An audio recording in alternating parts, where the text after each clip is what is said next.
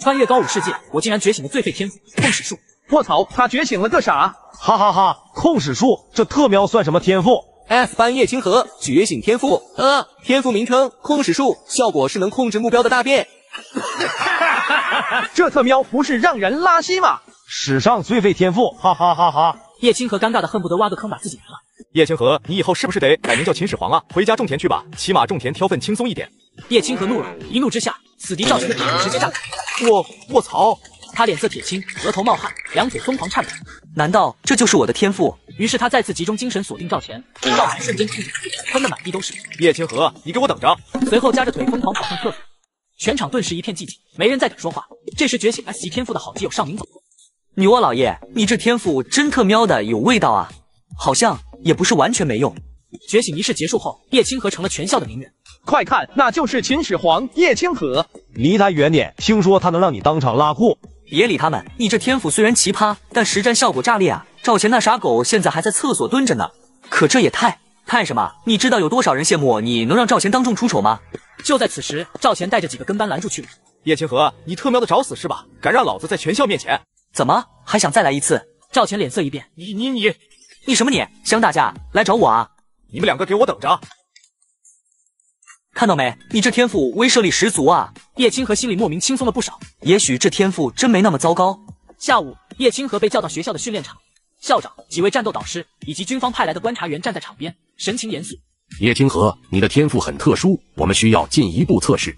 怎么测试？实战。接着，训练场内被投放了一头奴仆级的魔族。你的任务是用天赋和他战斗，放心，我会保证你的安全，你只需要施展出你的能力。现在将你的能力对我使用，我想看看你的天赋越级使用的效果。真的吗？万一？怕什么？我堂堂黄金级强者，还能被你个刚觉醒的小子给？越3级仍有显著影响。测试完毕，校长你自己看着记录。一个刚觉醒的学生，天赋居然能对黄金级都有显著影响吗？有点意思。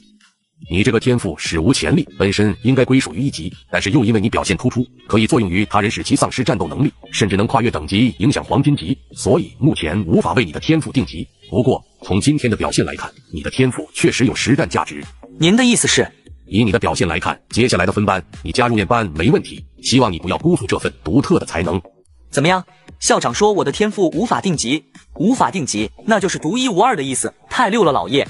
嘿嘿，控使术又如何？只要用得好，照样能成为最强的觉醒者。梅城高中分班公告栏前挤满了学生。快看 ，A 班名单更新了，尚明大佬果然在列 S 级紫炎天赋，直接保送啊！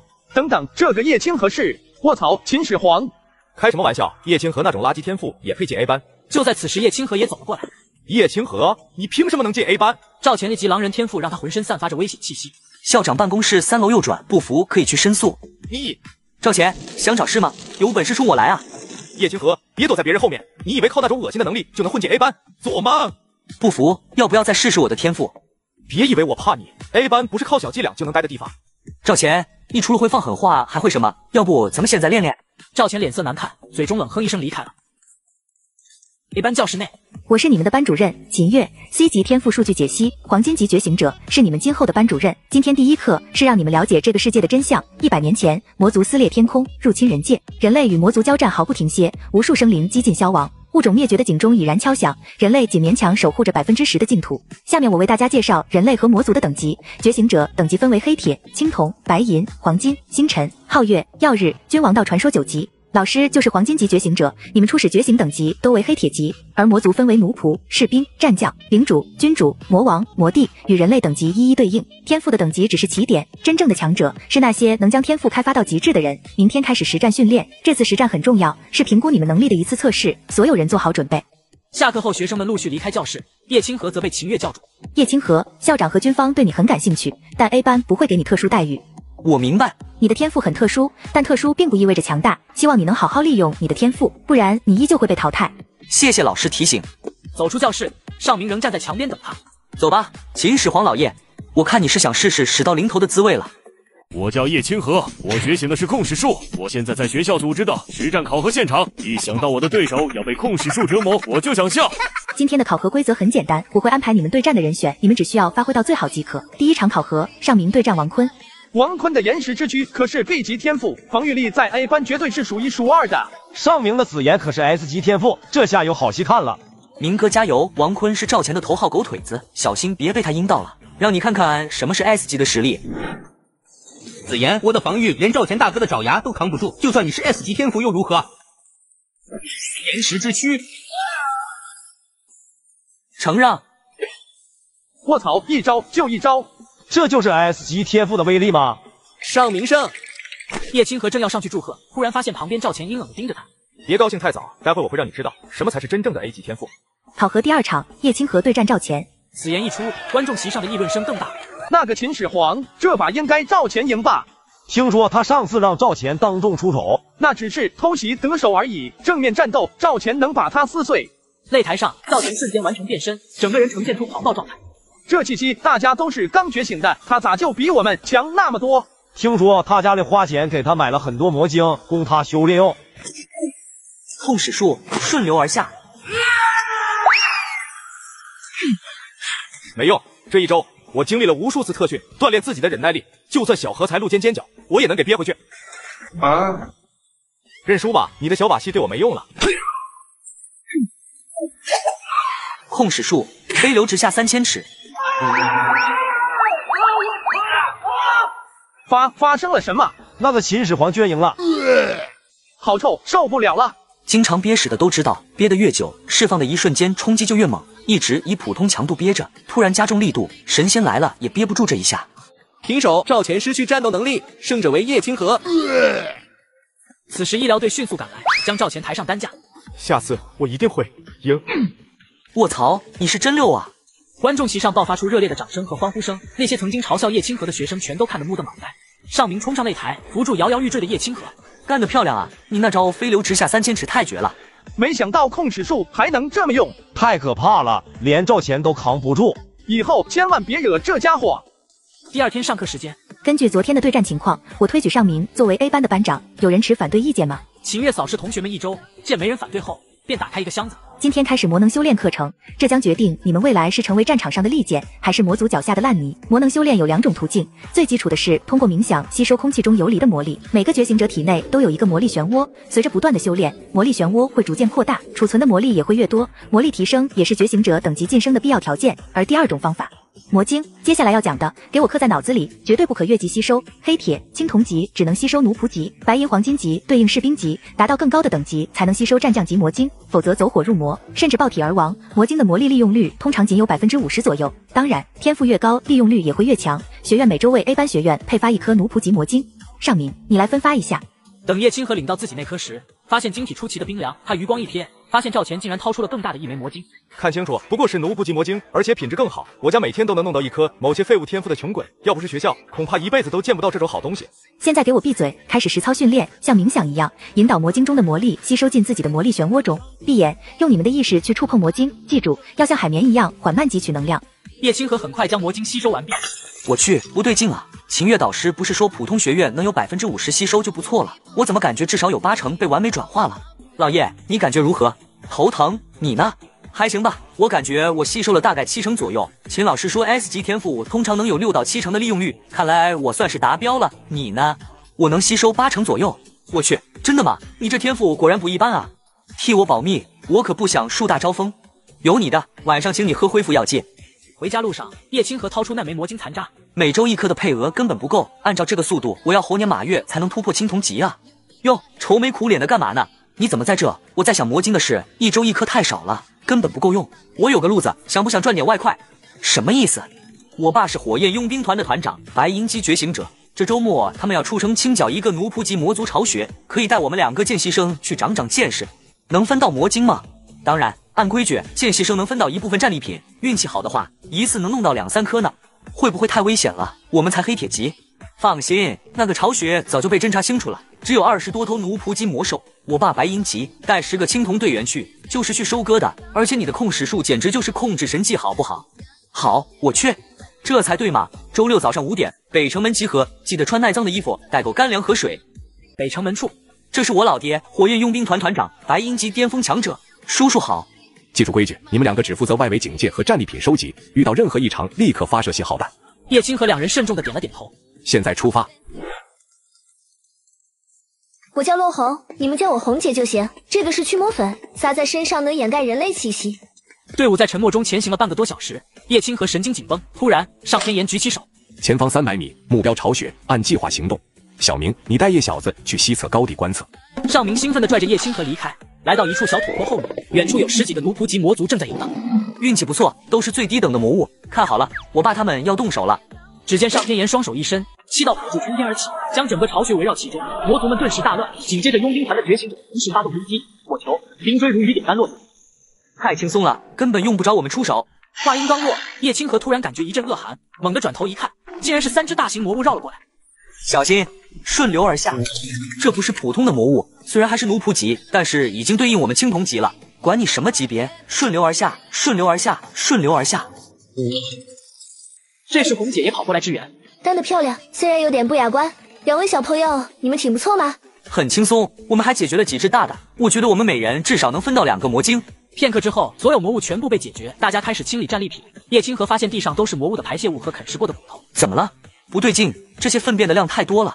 你看这里的排泄物分布密度，20只魔物能排泄出那么多吗？而且质地太粘稠了，正常的这类魔物排泄物应该更松散。也许他们在这里待得太久了。不对，叶清河继续观察四周景象，突然发现前面有一个洞。尚明，快过来看，这巢穴下面还有空间，要不要叫你父亲过来看看？尚明赶忙凑过来查看，下面是不是有什么东西在动？老爹，你快过来看看。突然，一条黑影从洞中钻出，一串刺耳的叫声之后，整个巢穴沸腾了起来，仿佛无数生物将要从地下钻出。撤退，立即撤退！见鬼，是噬的巨丘，这个地下全是噬的巨丘，它的口气非常锋利，可以轻松咬碎岩石，常生活于地下，大家小心。您先走，我来断后。团长，不可以，即使你是白银级，那么多的魔族也会把你淹没的。叶清河突然注意到，粪便聚集较多的地方，容易产生大量沼气被引爆。有了，尚叔叔，我来帮你。控矢术，顿时洞穴内10米范围的粪便开始移动，顺着他的指引聚集在洞口。准备撤，沼气可以引爆，炸掉这里。所有人向洞口冲刺。团长，趁现在来把火，火焰喷射。这味道，我们团里没有风系异能啊，这也太臭了。叶清河瘫坐在地上，脸色苍白。刚才操控那么大量的粪便，几乎耗尽了全部魔能。干得漂亮！没想到你的天赋还能这么用。小家伙，我们都被你救了呢。用粪便沼气炸魔族，这招够损的。好了，大家收拾一下，任务完成，准备返程。啊，可惜了，还有那么多湿地魔晶没捡，亏大了。倒也没有全部没捡，顺手的时候还是捡了3颗，相信其他队员也多少捡了点。清点了一下队伍魔晶总量，这次预计获得魔晶50颗以上，妥妥的大丰收啊！小叶，这次你的功劳巨大，你放心，我们团内按功劳分配，不会亏待你的，估计能给你10颗魔晶。其他人有意见吗？怎么会？我们的命都是小叶救的呢。当然，叶小兄弟这次作用巨大。是啊，没他这次肯定要损失几个兄弟。嘿嘿，要是不答应，回头叶小兄弟偷摸对我使用他的天赋怎么办呢？我可不想在大街上自由飞翔。我是这种人吗？围城内，劫后余生的众人完全沉浸在分配战利品的喜悦之中。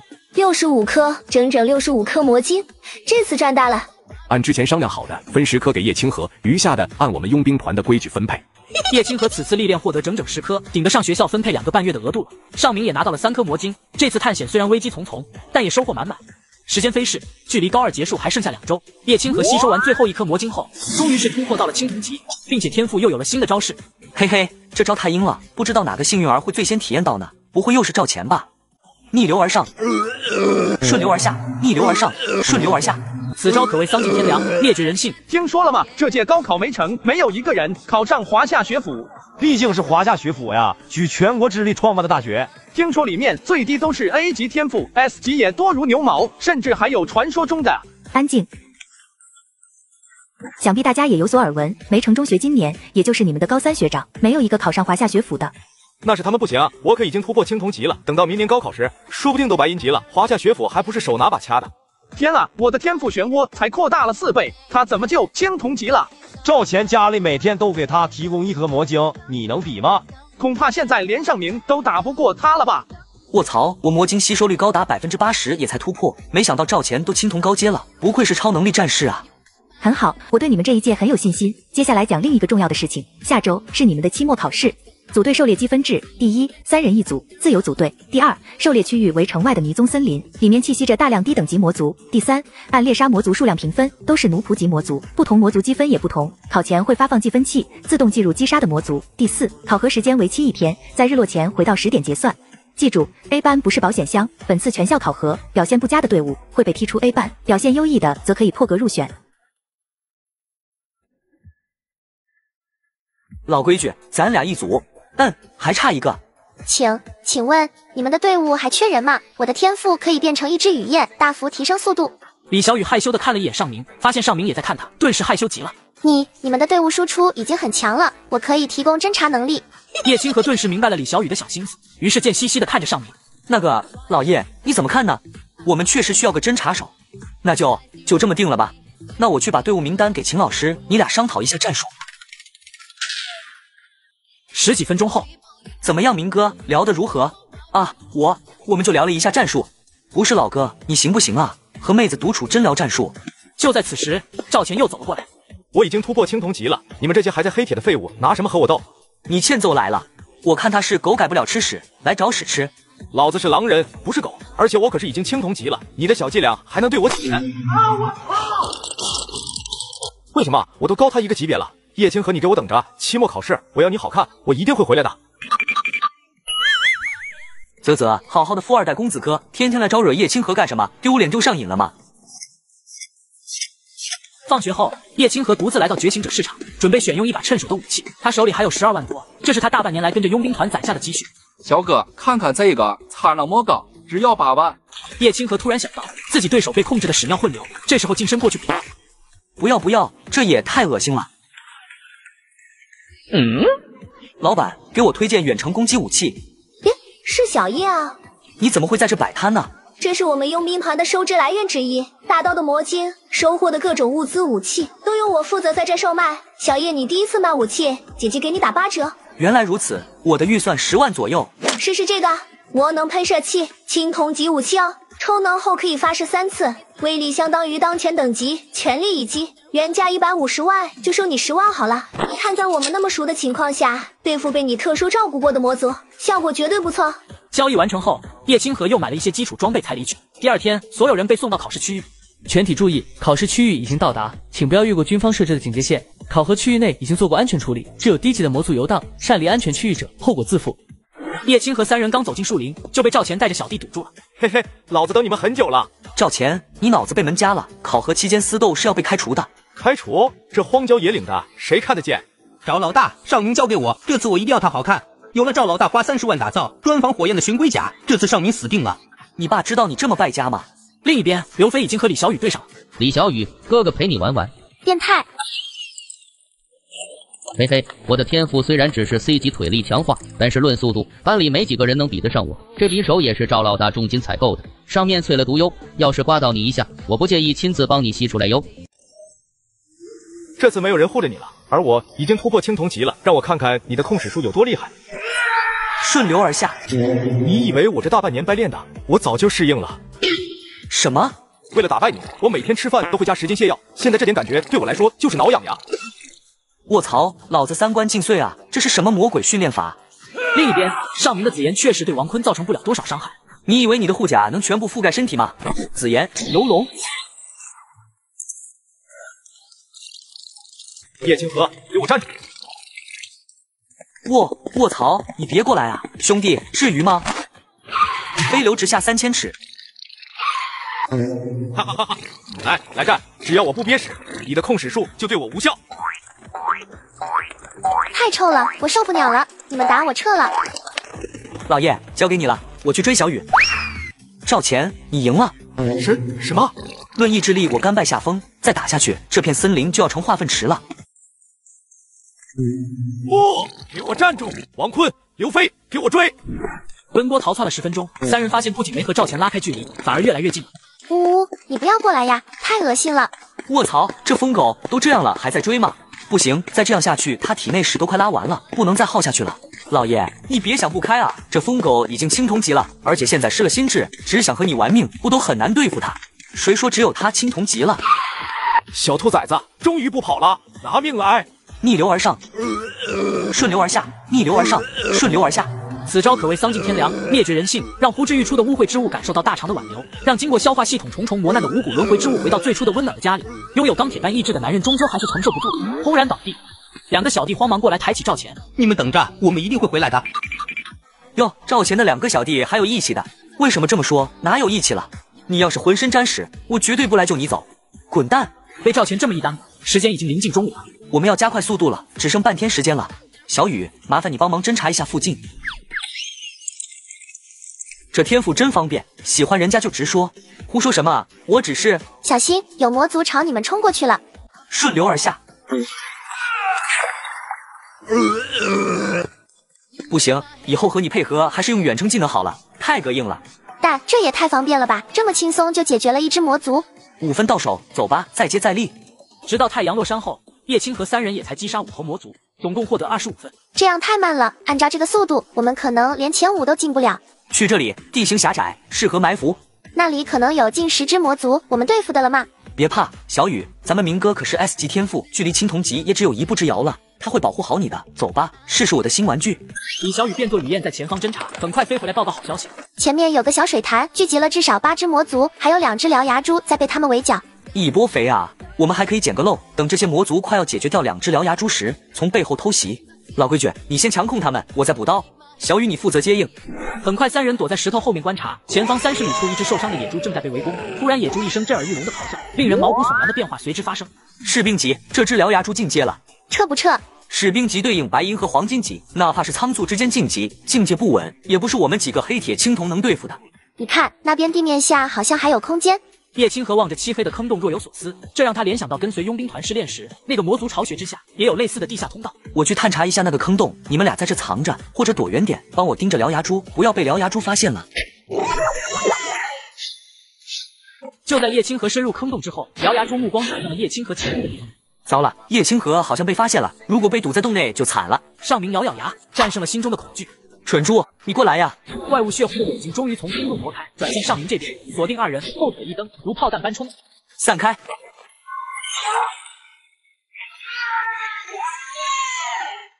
移太后了，我就不信了，再来！尚明，畜生，给我去死！尚明眼前阵阵发黑，看了看不远处昏迷的李小雨，又看了看迈着沉重的步伐向他们走。紫炎地雷！就在2人如释重负时，獠牙猪竟然又挣扎着爬了起来。他拖着残躯，一点点向2人爬来，眼中燃烧着疯狂的杀意。还没死！尚明绝望地瘫倒在地，他的魔力已经枯竭了。卧槽，什么情况？叶清河急忙对准獠牙野猪使用魔能武器。突破了，飞流直下3000尺。紫炎炎拳！我去，这就是 S 级天赋紫炎的真正威力吗？这就是青铜级的力量吗？战斗结束，尚明双腿一软，突破后的灵力透支让他眼前一阵阵发黑。你怎么样？没事。小雨他，快去看看小雨。叶和清急忙跑去查看李小雨情况。他还活着，还不能休息，我们快回起始点，找人替小雨治疗。夕阳西沉，叶和清身上背着李小雨，搀扶着尚明走着，而先前被沼气炸破的地面下，深邃的地下通道若隐若现。说起来，你在地下发现了什么吗？下面没有魔族，但有很多魔族粪便残留，和之前我们遇到的很像。不过你们上面很快就遭受攻击了，我来不及探查更多。第2日，学校操场，今天是公布期末考试得分的日子。手还在抖，叶清河低头看了看自己的右手，确实在微微颤抖。他握了握拳，试图控制住这种战后的生理反应。没事，就是有点脱力。我也是，士兵级獠牙猪比奴仆级魔族强太多了。但我们赢了，一只士兵级魔族，分数绝对碾压所有人。叶和清点点头，目光不自觉地扫向体育馆另一侧。赵钱和他的2个跟班向他们投来挑衅的目光。安静！期末实战考核已经结束，此考核不仅是对你们1学期学习成果的检验，更是为未来的高考做准备。现在公布各小组得分：赵钱、刘飞、王坤小组45分。体育馆内爆发出一阵惊叹声，45分在历年期末考核中都属于高分，历年考核中有40分就能位列第1了。哈哈哈，其他团队能拿到这个分吗？我们可是端了一个小型魔族聚集地，整整9只魔族。别理那个白痴。尚明、叶和清、李小雨小组125分，第1名。不可能，这不可能，对视系统出错了，他们怎么可能拿到125分？这比历史最高纪录还高2倍多。校长举起手示意安静，但议论声仍然持续不断，所有人的目光都聚焦在叶和清3人身上。安静，积分手环由军方提供，用于统计战功，从未出现过错误。校长，我请求核查他们的成绩。125分意味着什么？我们3人机缘巧合下才击败了9只魔族，得到45分，他们凭什么？就凭他们击败了一只士兵级魔族。校长平静的话语如同一颗炸弹在体育馆内引爆。士兵级魔族那是对应着人类白银黄金级强者，几乎不可能出现在学生考核中。上明团队遭遇并成功击杀了一只士兵级獠牙猪。根据军方评分标准，一只最弱的士兵级魔族也有100分，加上5只奴仆级魔族，共计125分。叶和清能感觉到数百道目光如利箭般射向他们3人，这些目光中的怀疑逐渐转变为某种复杂的情绪，震惊、敬畏，甚至是一丝恐惧。这不可能，他们一定是作弊了，那可是士兵级，就凭那个控使的废物，怎么可能？赵钱同学，注意你的言辞。叶清河同学的天赋确实特殊，但天赋没有高低贵贱之分，只有运用得当与否。成绩公示结束，叶和清3人以毫无悬念的成绩碾压所有人，获得第1。我就知道我们能行，可惜了水潭里其他魔族不是我们击杀的，不然全加起来接近200分。赵钱脸色肯定比吃屎了还难看。3人笑作一团，连日来的压力和紧张在这一刻得到了释放。就在这时，班主任走了过来。尚明、叶和清、李小雨，跟我来一下，我们去校长办公室，有重要的事情要和你们商量。刚进到校长办公室，3人便感受到3道怨毒的目光。赵钱3人组也在，感受着几人针锋相对的气氛。校长不怒反省，哈哈哈哈，有竞争是好事，一个好对手甚至胜过一位好老师。不过接下来需要你们作为队友合作面对了。经过校方讨论，决定让你们6人代表梅城参加今年的蜀地高中新人联赛。蜀地高中新人联赛就是那个周边20多座城市联合举办的比赛。没错，赛制很简单，32支队伍，每队6人，采用淘汰制，比赛以团队赛模式进行，6人一起上场，战斗规则自由，依靠战术配合，最终以击败对方全部成员为胜。联赛在荣城举办，梅城今年仅有你们1支队伍参赛，历年来梅城队伍的实力都在中游位置，更何况你们今年比往年更强，我对你们很有信心。校长，我们去年不是第1轮就被淘汰了吗？校长神色略显尴尬，但很快恢复平静。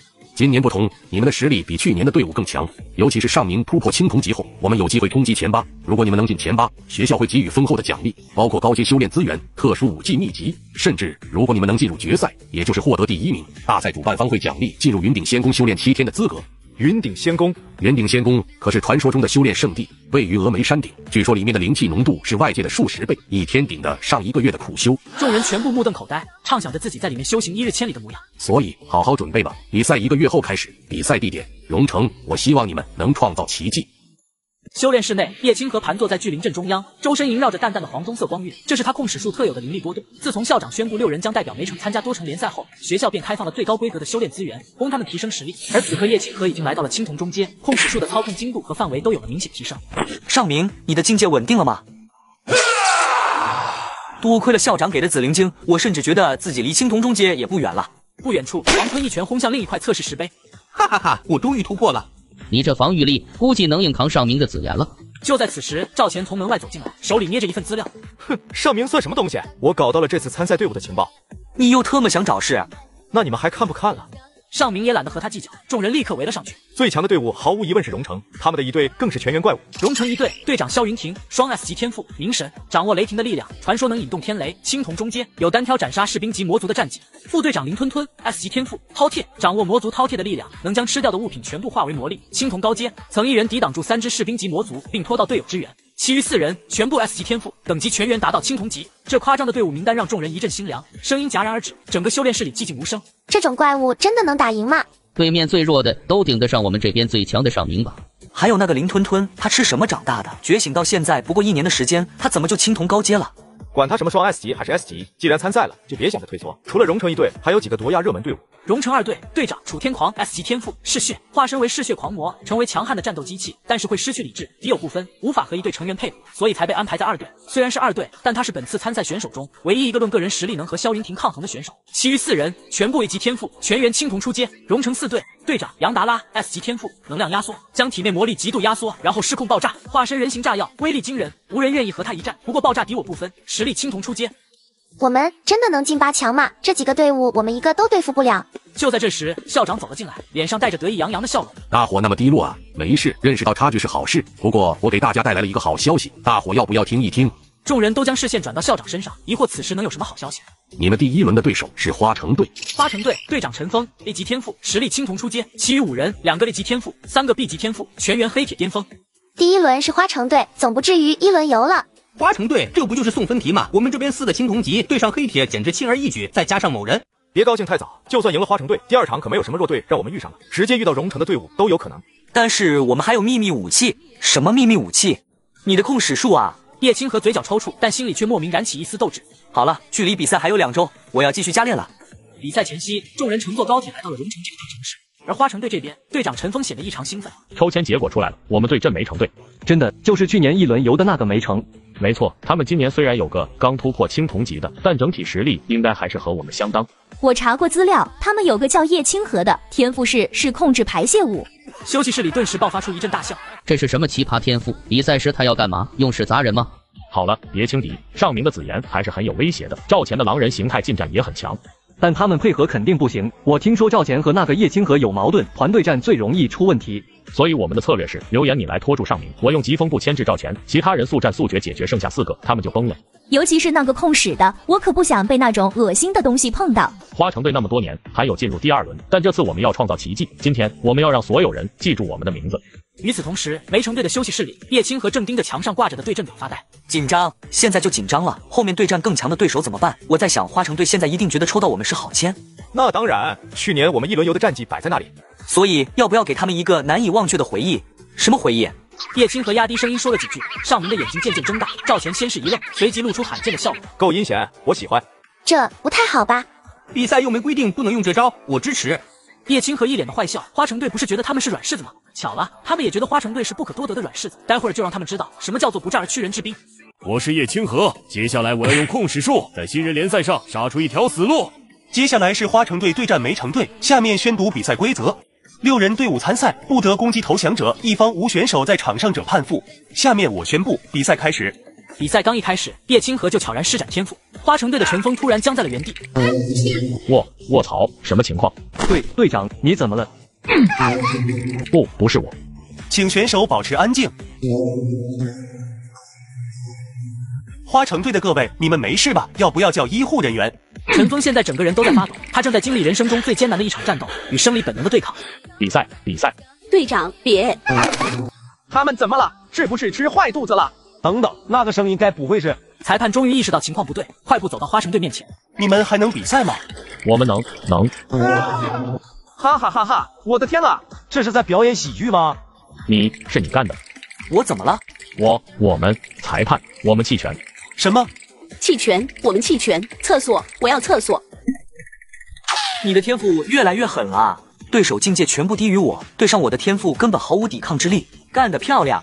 裁判一脸茫然地走回来，看了看梅城队，又看了看花城队消失的通道。由于花城队弃权，本场比赛梅城队胜出。观众席上响起稀稀拉拉的掌声，更多的是此起彼伏的笑声和议论声。这就赢了！花城队是被吓跑的吗？我好像看到他们裤子。叶青和他们正要离场 ，baby。众人回头看到楚天狂带着荣城2队站在通道口，歪门邪道，用这种下三滥的手段，真是给觉醒者丢脸。这是我的天赋，你比赛不打算用自己的天赋吗？你别理他，我们赢了就行。叶青河回头看了眼空荡荡的擂台，突然笑出了声。你们说花城队现在还好吗？众人想象着那个画面，不约而同的大笑起来。选手休息区，由于阳城2队全员伤势未愈，本场比赛梅城队自动晋级。这就8强了。阳城2队上一场拼得太狠了，听说他们的每位选手灵力都透支了，现在还在医院躺着。阳城2队上一轮对战的是南城队，打了整整2个小时，最后是靠两边辅助系队员用拳头对拼才险胜。拼拳头这么狠？南城队去年是8强，谁都不想第一轮就碰上强队，不过也好，保存实力。观众席上的嘘声渐渐变成了议论声，不少人对着梅城队指指点点，显然对他们这种躺赢的方式很不满。看什么看？有本事你们也抽到伤兵队啊！别管他们了，正好看看其他队伍的实力。接下来的比赛让整个场馆沸腾了起来。首先是荣城1队的比赛，他们的对手是去年16强的凌城队，实力不容小觑。然而当主持人宣布比赛开始时，萧云婷和林吞吞竟然退到擂台边缘的休息区。什么情况？队长说这场他们不参与，我们4个就够了。那个女生的重力操纵到对手像陷在泥潭里一样寸步难行，另一个戴眼镜的男生双手一挥，无数金属碎片在空中组成各种武器。最夸张的是那个矮个子男生，他的声波阵直接震碎了半个擂台的防护罩。这也太夸张了！而且他们的队长和副队长还没出手。紧接着是荣城2队的比赛，与荣城1队截然相反。刚一上台，5名队友就退至赛场边缘，刘队长楚天狂一人在前方。楚天狂 S 级嗜血天赋，据说一旦进入战斗状态，痛觉会完全消失，力量和速度翻倍。赛转瞬结束，观众席鸦雀无声，直到裁判颤抖着宣布比赛结束，才爆发出震耳欲聋的欢呼。下一场是荣城4队的杨达拉，那个笑眯眯的家伙很厉害 ，S 级能量压缩天赋，据说能把灵力压缩到极致。比赛开始后，杨达拉独自走到擂台中央，5个队友无一人上台。只见杨达拉双手在胸前摆出一个奇怪的手势，他的对手显然知道这个，6个人立刻退到擂台边缘，各种防御技能全开。我らの芸術爆発だ！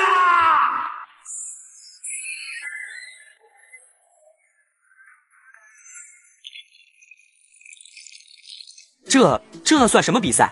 他的天赋是能把魔力进行压缩，直到被压缩到极其不稳定的状态，形成一个魔力炸弹。据说最大威力能炸平半个足球场。太可怕了！我们真的要和这些怪物比赛吗？请各队代表上前抽签，决定8强对阵。尚明作为队长走上前去，当尚明拿着签位回来时，所有人的心都提到了嗓子眼。怎么样？我们打荣城4队，是那个自爆狂魔。叶清河看了看队友们苍白的脸色，却觉得这个抽签已经算好的了。一个荒谬的念头浮现在脑海，不知道你们小时候有没有玩鞭炮炸过牛粪？我是叶清河，今天我就要用控使术对战强大的敌人。梅城队对阵荣城4队，请双方选手准备。按照惯例，荣城4队只有队长杨达拉一人走上了擂台，但更令人震惊的是，梅城队这边也只走出了一个身影。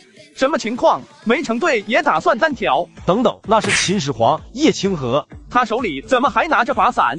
就你一个，足以。观众席瞬间炸开了锅，没人能理解梅城队的战术安排，让一个控使术使用者单独面对自爆狂魔，这不是找死吗？时间回到前一天晚上，梅城队的休息室内，杨达拉的自爆范围太大，我们根本躲不开，就算分散站位，爆炸冲击波也足以把我们全部震出场外。不知道我飞在天上能不能躲过他的爆炸？没用的，那家伙的自爆是范围伤害，擂台就那么大，天上一样会被波及。等等，杨达拉的自爆是不是需要先压缩灵力？对，他得花几秒钟把灵力压缩到临界点。那如果在他压缩到最关键的时候突然被打断呢？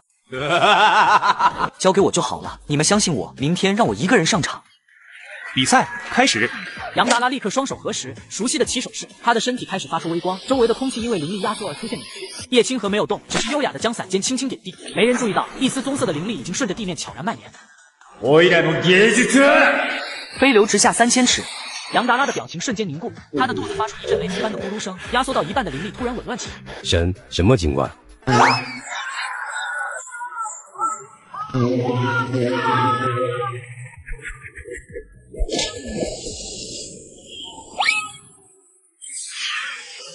顿时全场死一般的寂静。卧槽，这特么是什么战术？秦始皇，真正的秦始皇！裁判颤抖着举起手。比赛结束。由于杨达拉选手失去战斗能力，梅城队胜出。叶和清优雅的收伞转身离场。艺术应该是爆炸，不，艺术是炸牛粪。回到休息区，队友们看他的眼神就像在看一个怪物。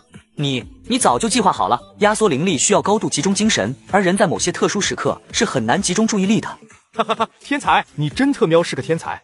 那个杨达拉他还好吗？而此刻擂台上，医护人员将杨达拉放在担架上。我的艺术被玷污了。8强战结束，晋级4强的队伍有荣城1队、荣城2队、阳城1队、梅城队，请各队代表上前抽签，决定4强对阵。还是老样子，尚明前去抽签回来。怎么样？我们打荣城2队，楚天狂。正好，新仇旧恨一起算。我有个新点子。众人不约而同的后背发凉，他们终于明白了一件事：永远不要小看一个控使术使用者的想象力。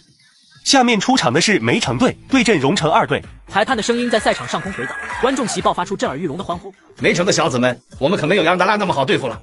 是啊，毕竟你们队没有自爆艺术家，只有个想试试随地大小便的狂战士。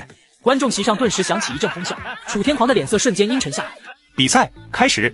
楚天狂瞬间进入狂化状态，但他没有立刻出手，而是站在原地。有意思，看来他们改良了战术，让楚天狂保留了一丝理智。管他有没有理智，先干翻再说。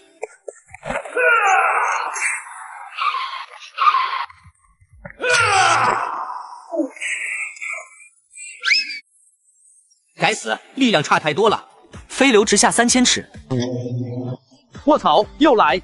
这次是楚天狂中招了。楚天狂呆立在原地，低头看了看自己突然鼓起的裤裆，又抬头看了看四周观众惊恐的表情，最后一丝理智断。完全失去理智的狂战士彻底暴走，双眼血红，口水横流，像一头真正的野兽般开始无差别攻击。计划成功，小雨上。喂，大块头，你妈妈没教过你要注意个人卫生吗？来抓我呀，来呀！哦，对了，你可能要先给你妈妈要条新裤子。完全疯狂的楚天狂根本敌我不分，追着李小雨就冲进了自家阵营。队长救命啊！楚哥，是我们。转眼间，擂台上就只剩下疯狂的楚天狂和梅城6人。这玩意根本不带脑子，屎都不憋了，直接全场乱拉。我顶多让他有点蓄力，嗜血状态下他根本没有触觉。让我来。楚天狂，你个没用的废物，连屎都控制不住的垃圾！你爹当初就该把你冲进马桶里！你个四肢发达、头脑简单的大猩猩！达尔文当年遇到你都不用研究物种进化论了，妥妥的人类进化未完全的典范。活着浪费资源，死了浪费土地，半死不活，浪费祖国新鲜空气。这一连串粗鄙之语像炸弹般在赛场炸响，连裁判都惊呆了，效果立竿见影。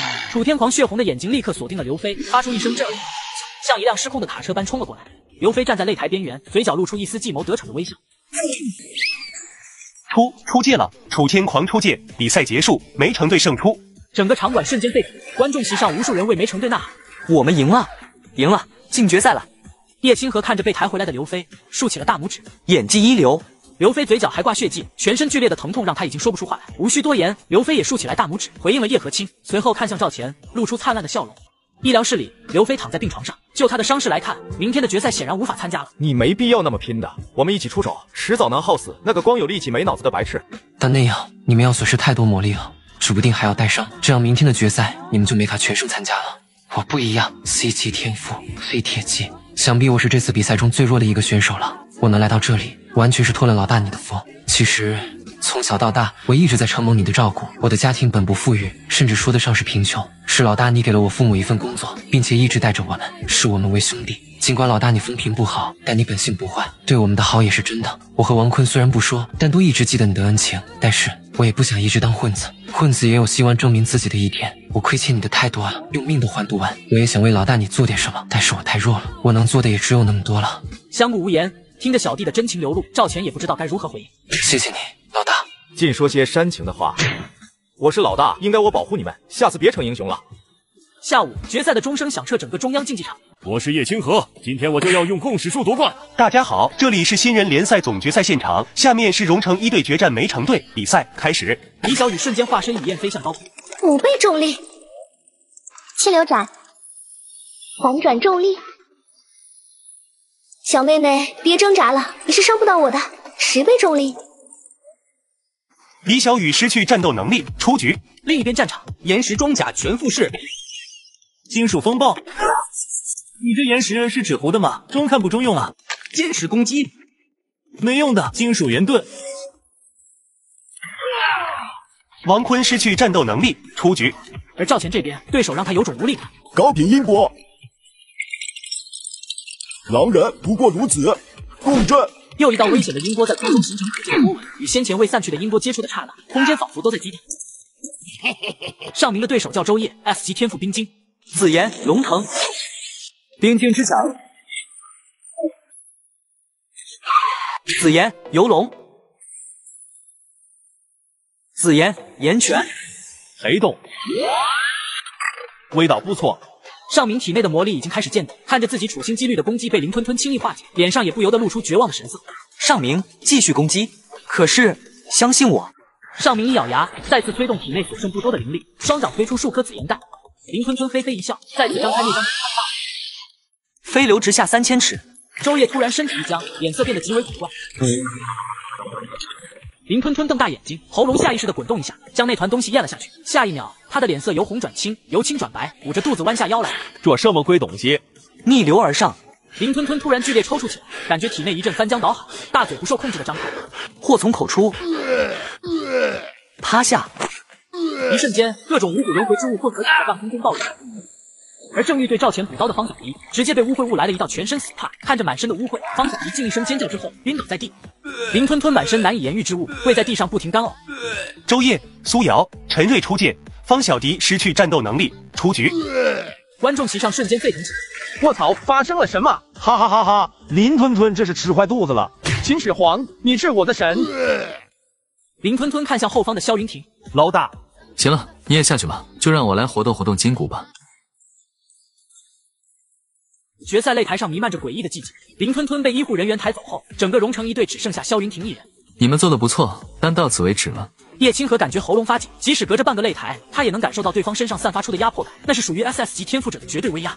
在远古时代，雷霆被视作神明降下的惩罚，而掌握这种力量的我，无疑就是神明。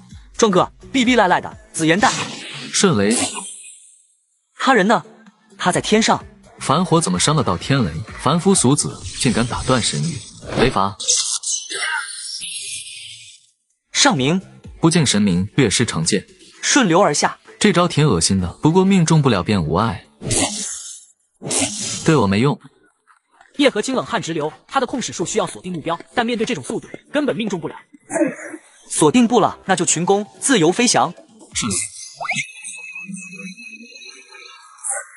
我们的攻击连他的一角都碰不到。我说过，凡夫俗子怎妄想逆发天神？这种恶心的招式也到此为止了，我不想再在如此污秽之处与你们纠缠了，该结束了。赵钱，我操，这个狼人躺在台上的吗？我以为他早就被淘汰了呢。好像是没听见裁判宣布他出局。林吞吞的失火混合物爆炸时，这个狼人正好被方小迪打趴在地，躲过一劫，然后就一直在粪坑里没出来了。老子埋伏了10分钟了，终于蹲到你了。萧云霆的表情瞬间崩塌，这位 SS 级天才自诩天神的强者，此刻脸上露出了人类最原始的恐惧，对污秽的本能厌恶。放开！上明，叶清河，快啊！观众席上一片哗然，没人想到这场巅峰对决会出现如此戏剧性的转折，更没人想到关键先生会是早已被遗忘的赵钱。老叶，紫炎，九龙神拳，顺流而下。萧云霆身体猛地一僵，腹部传来不妙的咕噜声，逆流而上。萧云霆英俊的脸庞开始扭曲，双腿不自觉地夹紧，飞流直下3000尺，最后祸从口出。萧云霆突然弯下腰，发出一声不似人类的哀鸣，他的肠道内翻江倒海，时上时下。就算是真的神明，那不也得拉屎？叶清河站在粪山上，如同始皇帝俯瞰他的江山。萧云霆选手离场，胜者梅城队。他们这是梅城舰队以来第1次获得大赛第1，他们创造了历史。赵钱，你特喵，真是个天才！医疗队，快，他需要。别碰我，老子不需要你们可怜，被你折磨了那么久，老子对屎早就有抗性了。区在粪堆埋伏10分钟，不足挂齿。你这不是挂齿了吗？说真的，我以后再也不嘲笑赵钱了。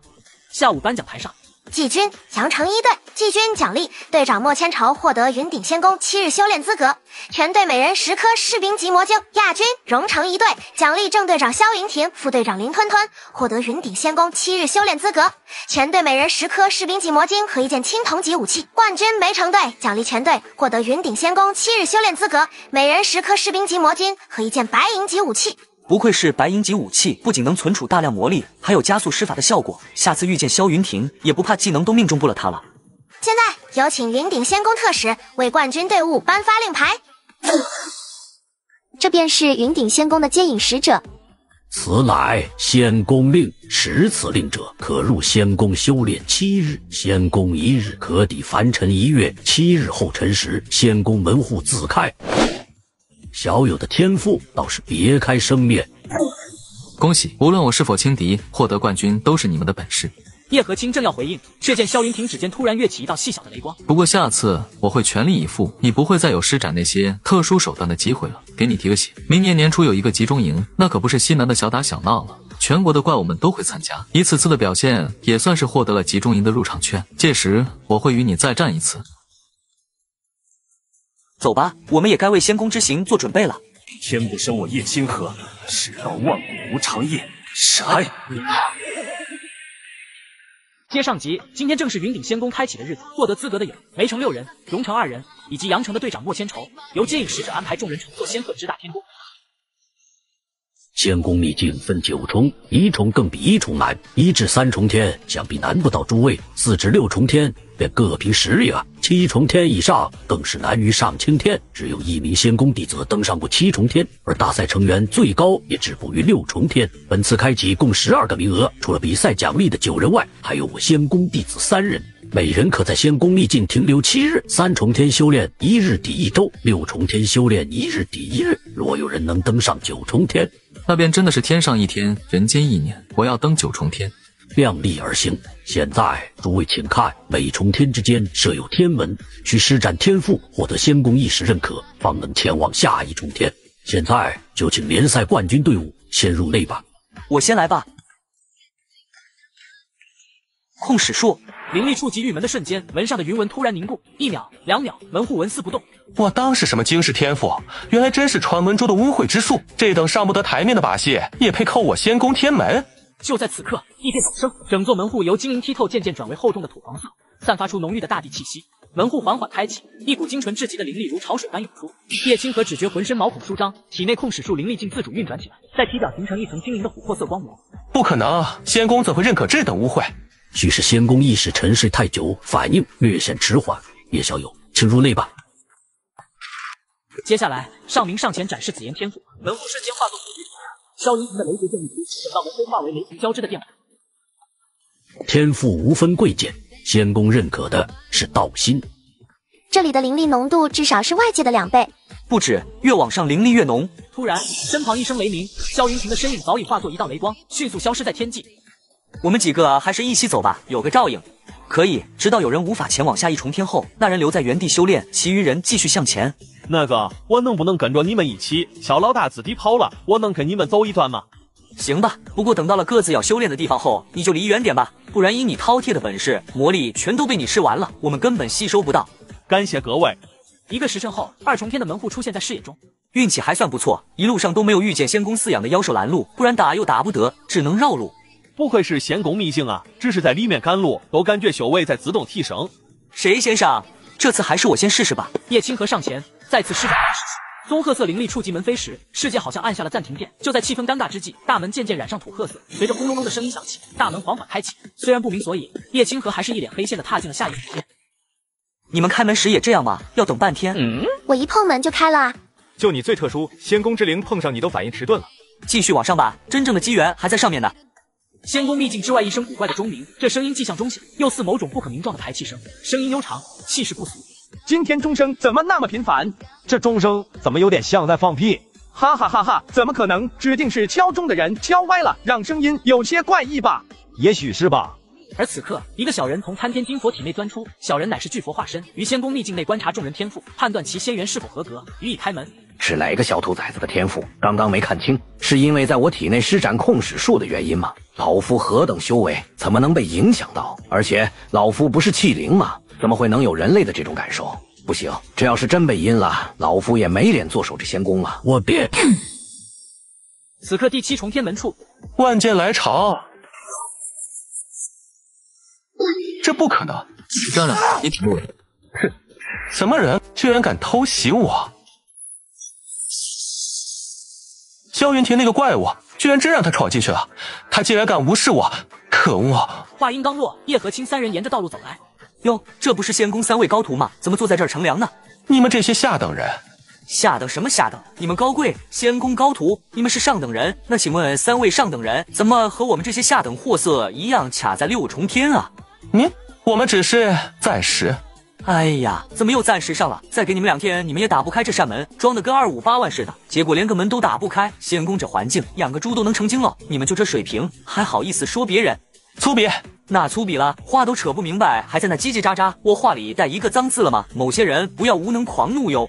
顾长礼已经涨红了脸，从小娇生惯养的他哪受过什么委屈？现在跪地道歉，我还能原谅你的无知。别和这些人一般见识了，你去试试开门吧。行，给我兄弟一个面子，今天就不和你计较了。万兵齐发，饕餮盛宴。仙宫人就是好，给了仙宫秘境这个大餐，还不忘送点饭后甜点。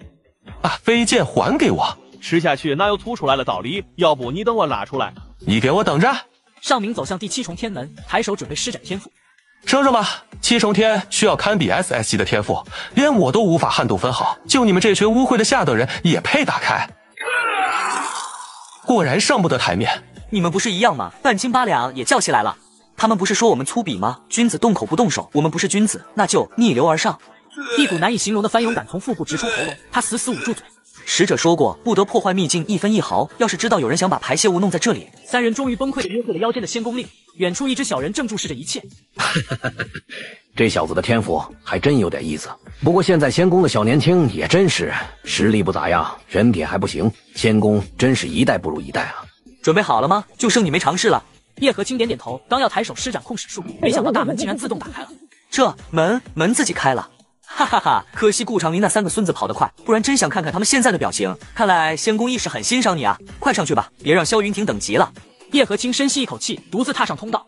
踏入7重天的瞬间，50倍于外界的灵力浓度形成实质般的重压，空气粘稠的如同水泥，每一次呼吸都像在吞咽岩浆。他的骨骼发出不堪重负的咯吱声，每一步落下，狂暴的魔力都会顺着脚底窜上，转化为精纯的子弹。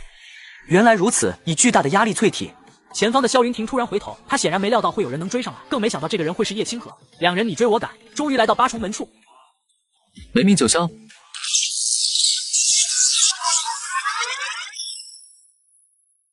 为什么？明明已经打开一丝缝了。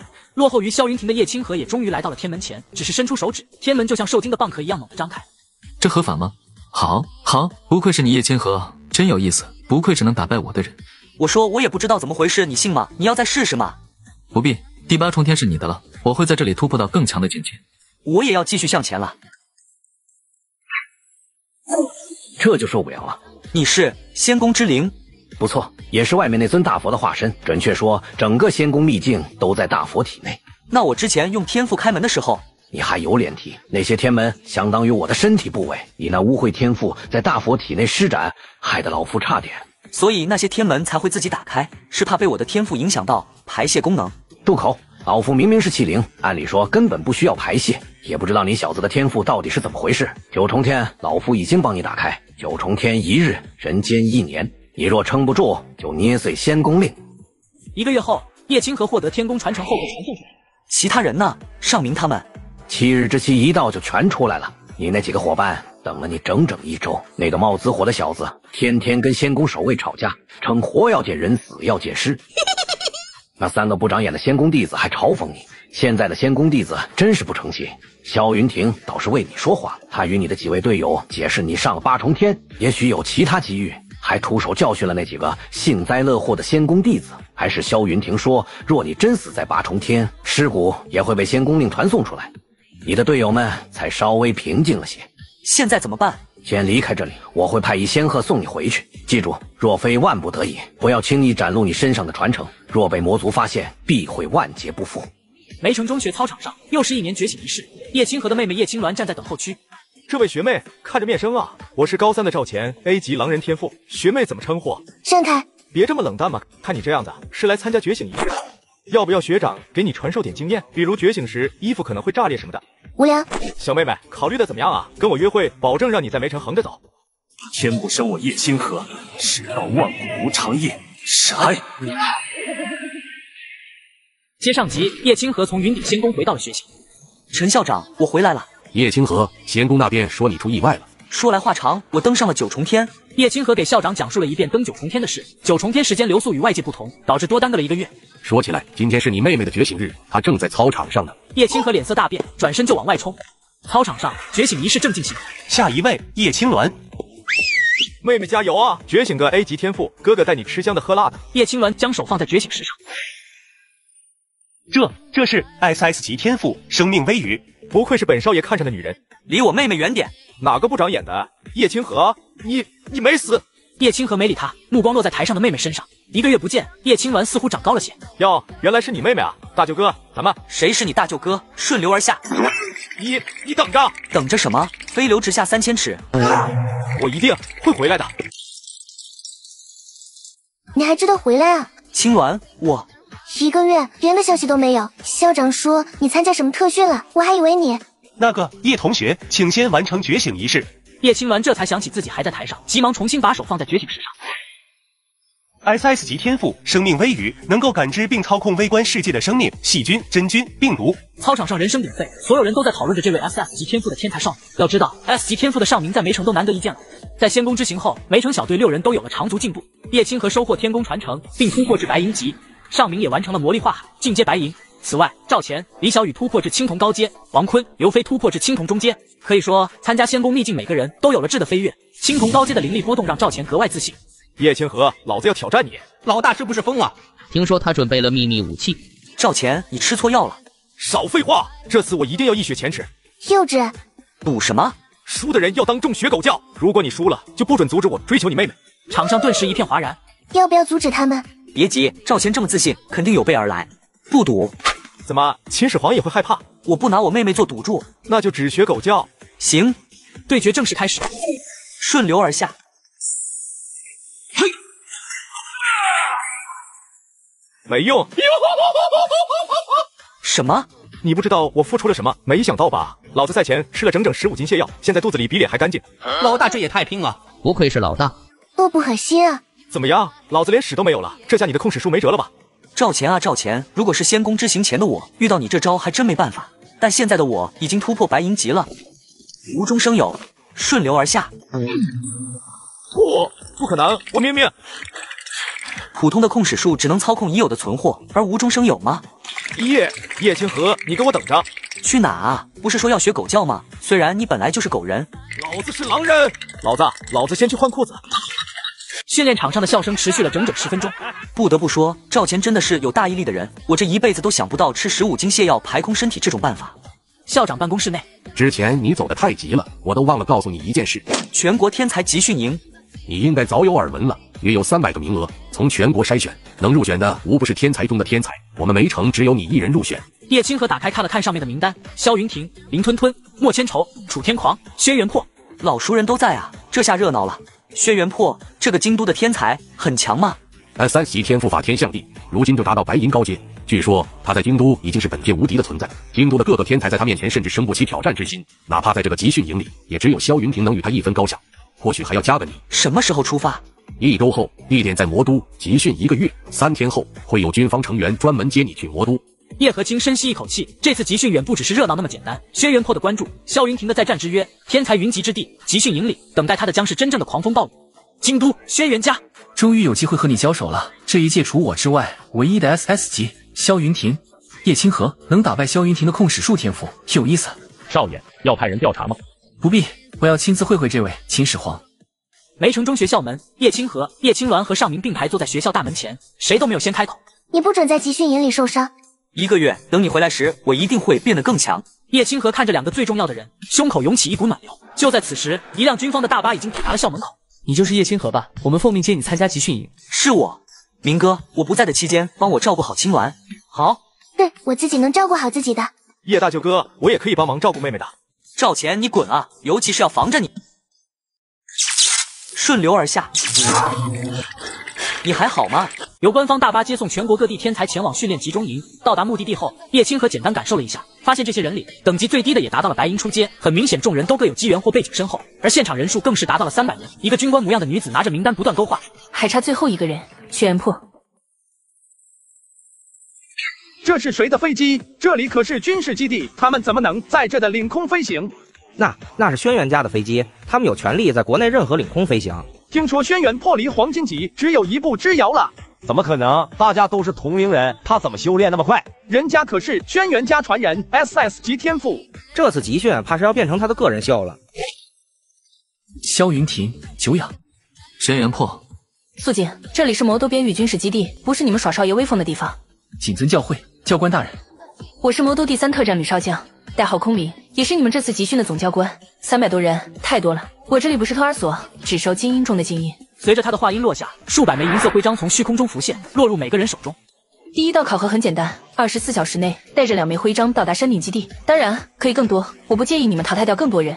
集训营的资源是有限的，你淘汰1人就多1份资源。记住，这里不是学校，考核过程中允许伤残甚至致干，我们有规定的干网指标，不超过指标都无所谓。人群中传来此起彼伏的吸气声，唯独轩辕破反而露出了兴奋的表情。很好，考核开始。随机传送空间方面的异能吗？不愧是空灵少将。叶清河看了下地图，决定先往山顶方向前进。然而这位从未独自出过远门的年轻人并不知道，他是个彻头彻尾的路痴。左转，然后直走，再右转。没过多久，叶清河就发现自己似乎偏离了正确路线，周围的树木看起来越来越陌生。奇怪，刚才好像走过这里。与此同时，在密林的另一侧，轩辕破正大步流星地穿行于树木之间。掠夺徽章，这才有意思。突然，他敏锐地感知到不远处有人经过，于是毫不犹豫地向对方奔去，开始了他的掠夺之旅。而在密林的另一处，萧云亭正以惊人的速度向山顶方向移动。直接登顶，反正终点是山顶，我就挡在终点前，谁来抢谁。然而命运似乎总爱开玩笑，萧云亭才赶路没多久，就看到了一个熟悉的身影。叶清河，既然先遇见你了，就再和我一战吧。萧云亭，这么巧？上次是我轻敌了，这次我要让你见识真正的实质。顺流而下，你还好吗？你能跟上我的速度？我已经白银级了，加上上次获得的白银装备，施法速度肯定跟上了呀。我不会认输的。那个，你可能需要这个，附近应该是没有厕所，你随便在附近找个地方解决一下，应该没人看得见。萧云婷瞪着那包纸巾，脸色由红转白，又由白转青，他何时受过这种憋屈？叶清河，这次算你赢了。另一处，轩辕破已经掠夺了10多枚徽章，不堪一击，这群废物连让我使用天赋的资格都没有。作为轩辕家少主，他不仅拥有 SS 级天赋法天象地，更配备了一身黄金级装备，每一件都价值连城。突然，轩辕破敏锐地察觉到不远处有动静。哦，这是叶清河击败了萧云婷的家伙。轩辕破，正是。看来你也听说过我，不错，省得自我介绍了。有什么事吗？我对你很感兴趣，听说你击败了萧云婷，我很好奇你区区控使术的天赋是怎么做到的。不过无所谓了，我这一身 SS 级装备，就算站着让你打，你也破不了防。顺流而下。什么？你对我做了什么？叶清河没有回答，而是警惕的后退几步，准备应对可能的反击。区区这种小伎俩，法天象地！现在让你见识下真正的力，飞流直下3000尺。动，连法象也！轩辕破整个人瘫软在地，双目无神地望着天空，仿佛灵魂已经出窍。他的裤子后面散发着难以描述的气味。那个，你还好吗？轩辕破没有回答，只是呆滞地看着天空，似乎已经放弃了思考。听着，我不要你的徽章，我只想找个人带路去山顶，你能帮忙吗？听到这个要求，轩辕破麻木地点了点头。先换上这条裤子吧，我在那边等你。半小时后，两人一前一后走在通往山顶的小路上。谢谢你的带路，关于刚才的事，我很抱歉。答应我一件事。什么？永远不要告诉任何人今天发生了什么。我保证。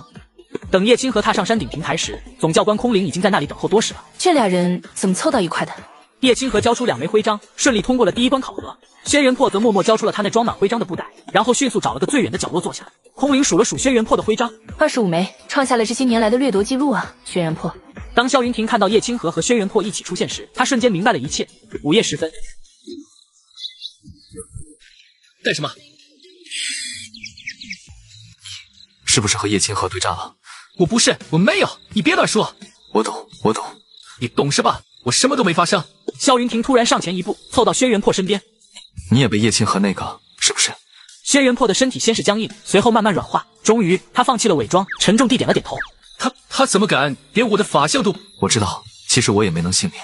月光下，两位 SS 级天才分享着那份难以启齿的耻辱和痛苦，抱头痛哭起来。我从来没受过这种侮辱，法相居然都拉了。我滑跪了，我居然一边憋屎一边滑跪到他面前。就这样，在皎洁的月光见证下，两位平日里高傲自负的天才抱头痛哭，宣泄着生理和心理的双重创伤。你还要再和他一战吗？我没有，你别乱说。两人默默下定决心，这辈子绝对不要再和叶清河战斗了。我们回去吧，明天还有考核。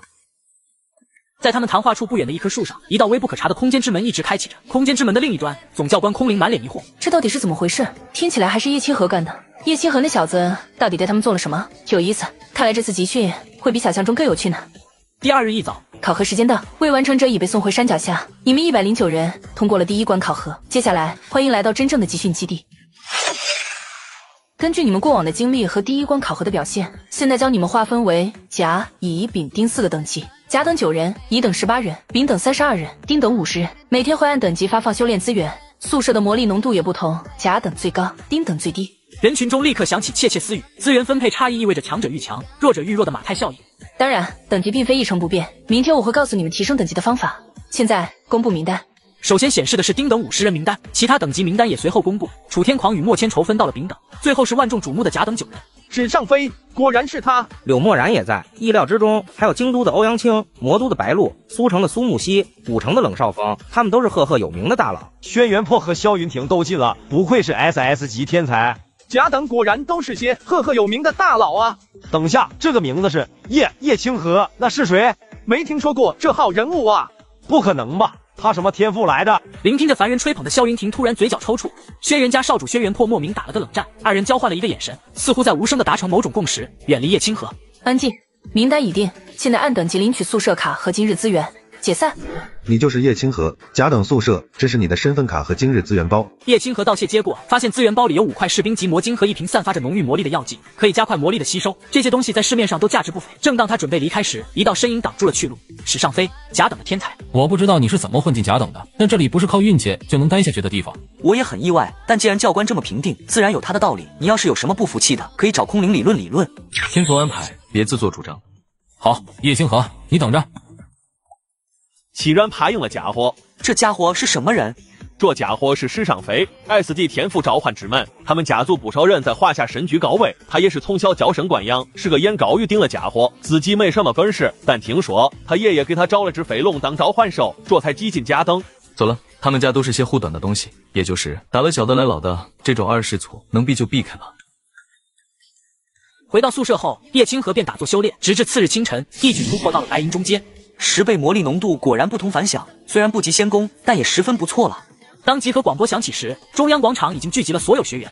看来各位已经体验了一天不同等级的待遇，甲等的资源，想必让不少人眼红吧。现在公布等级规则：等级挑战赛，低等级可向高等级发起挑战，胜者互换等级。每周只会举办1次挑战赛，且1次挑战赛中每人只有1次挑战资格，且合理选择对手。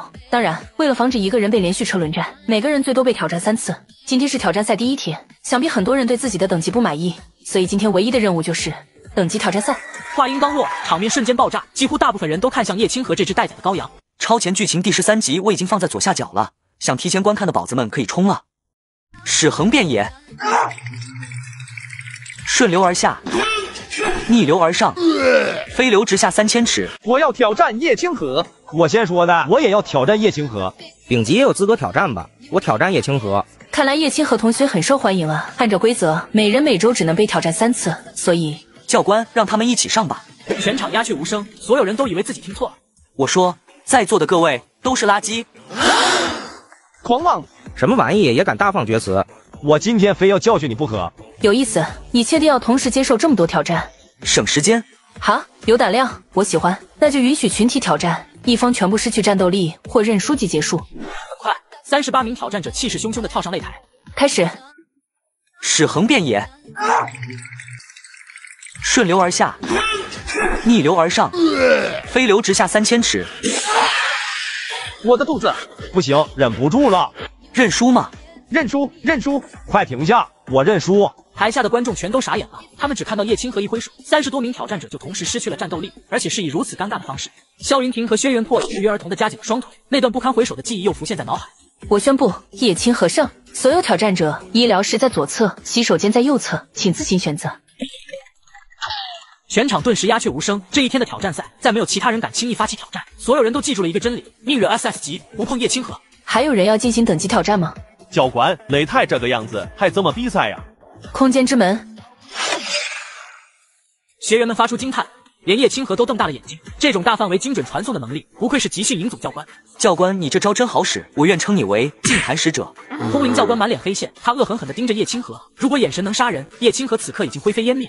那个，我是说传送能力很厉害。比赛继续，各位可以开始挑战了。这家伙居然敢调侃教官，不愧是外号秦始皇的男人，连给别人起外号都起得这么贴切。叶哥，我劝你接下来1个月别单独行动。叶清河这才后知后觉地意识到自己可能说错话，不由得缩了缩脖子。我要挑战轩辕破。勇气可嘉，但勇气不代表实力。比赛开始。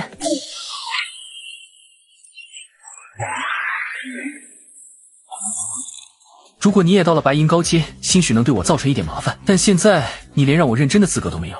楚天狂死死咬牙，眼中满是不甘。我认输。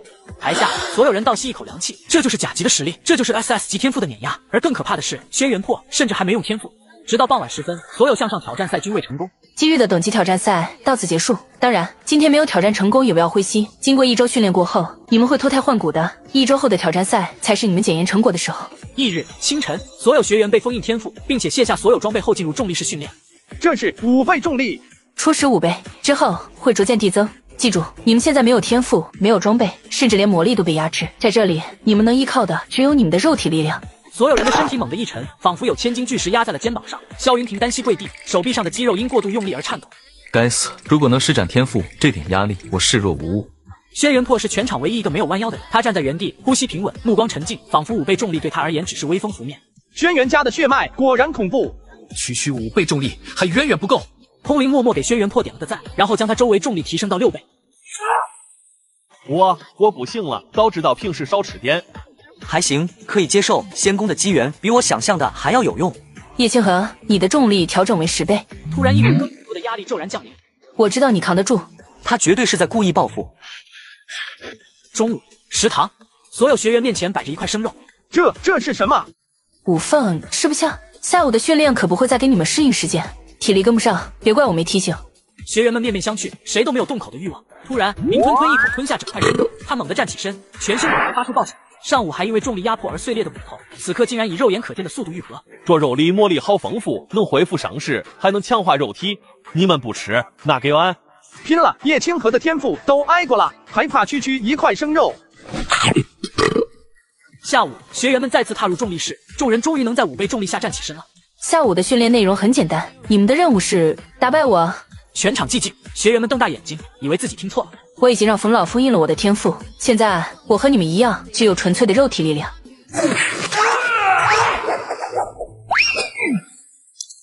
就这，连让我热身的资格都没有。明天所有人重力提升到10倍。教官，恁是不是偷偷解开了封印？质疑教官。现在加练，全体注意，惩罚内容在5倍重力下蛙跳绕场10圈，晚上训练任务在5倍重力下跑20圈，要所有人完成才可以结束啊。不约而同的，众人齐刷刷的将目光看向连在重力场里站立都有些困难的林吞吞。饶了我吧，我错了。恭喜你们完成今日的任务，晚上回宿舍后给你们准备了药浴淬炼身体，明天的基础重力将调整为6倍，大家回去好好休息，不要觉得自己天赋强大，肉身的锻炼便无用了。你们或许都听说过陈山天王，区C级天赋，也许在你们眼中根本不入流，但凭借对天赋的开撒以及对肉体的锤炼，他达到天王，更可以与魔神抗衡。你们如今的锻炼方法正是当年陈山使用的方法。听着空灵的话，骄傲的天台们也不由得沉默，对痛苦的训练也不再有开始的抵触感了。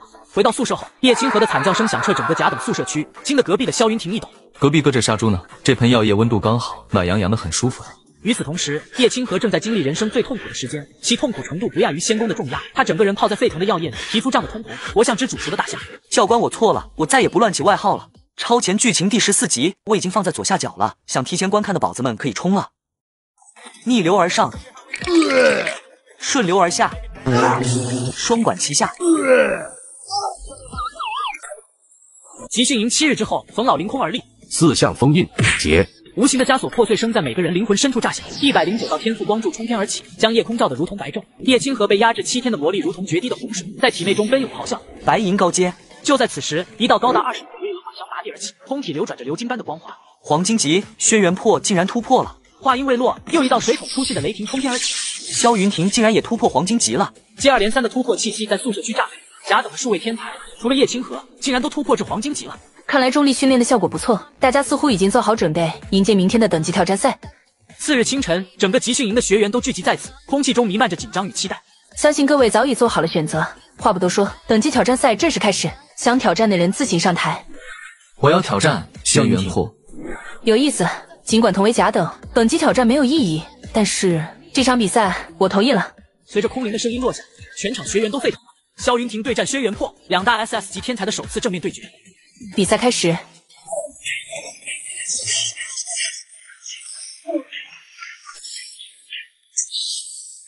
法，法天象地，震。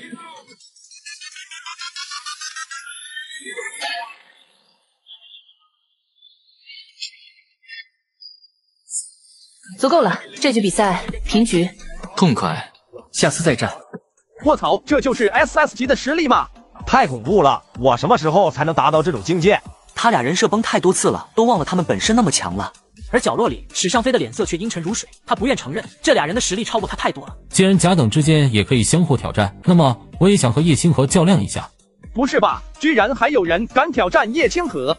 你懂什么？人家可是有 S 级召唤天赋，家里还是超级官3代，他爷爷给他搞来了一头传说中的飞龙。史尚飞毕竟是黄金级，叶清河还在白银呢。他疯了，自取其辱。甲等之间挑战倒是没问题，不过你确定要挑战叶清河？我确定。好，甲等学员史尚飞挑战甲等学员叶清河，请双方选手就位。比赛开始。召唤之门开。顺流而下。怎么可能？就这，黄金级连一个技能都放不出来，不愧是秦始皇啊，连甲等学员都拿他一点办法也没有。叶清河到底用的什么妖术？快看史上的脸色，跟吃了屎似的。史尚飞捂着肚子跪倒在地，黄金级的魔力波动紊乱的像暴风雨中的小船。你歪门邪道，本事让我召唤出飞龙。黄金级打白银级还要讲条件，史少爷要不要先申请个厕所暂停啊？效果已经发动了，我也收不回来，要不你憋着试试，我不继续对你下手。卧槽，来真的！这不，中午吃的什么？擂台上，史尚飞的召唤阵第二次亮起，这次他学聪明了，单手伸向前方，同时另一只手死死按住屁股。哈哈哈！召唤门马上就也要打开，叶清河，尝尝我的力！我要杀了！逆流而上，顺流而下，双管齐下。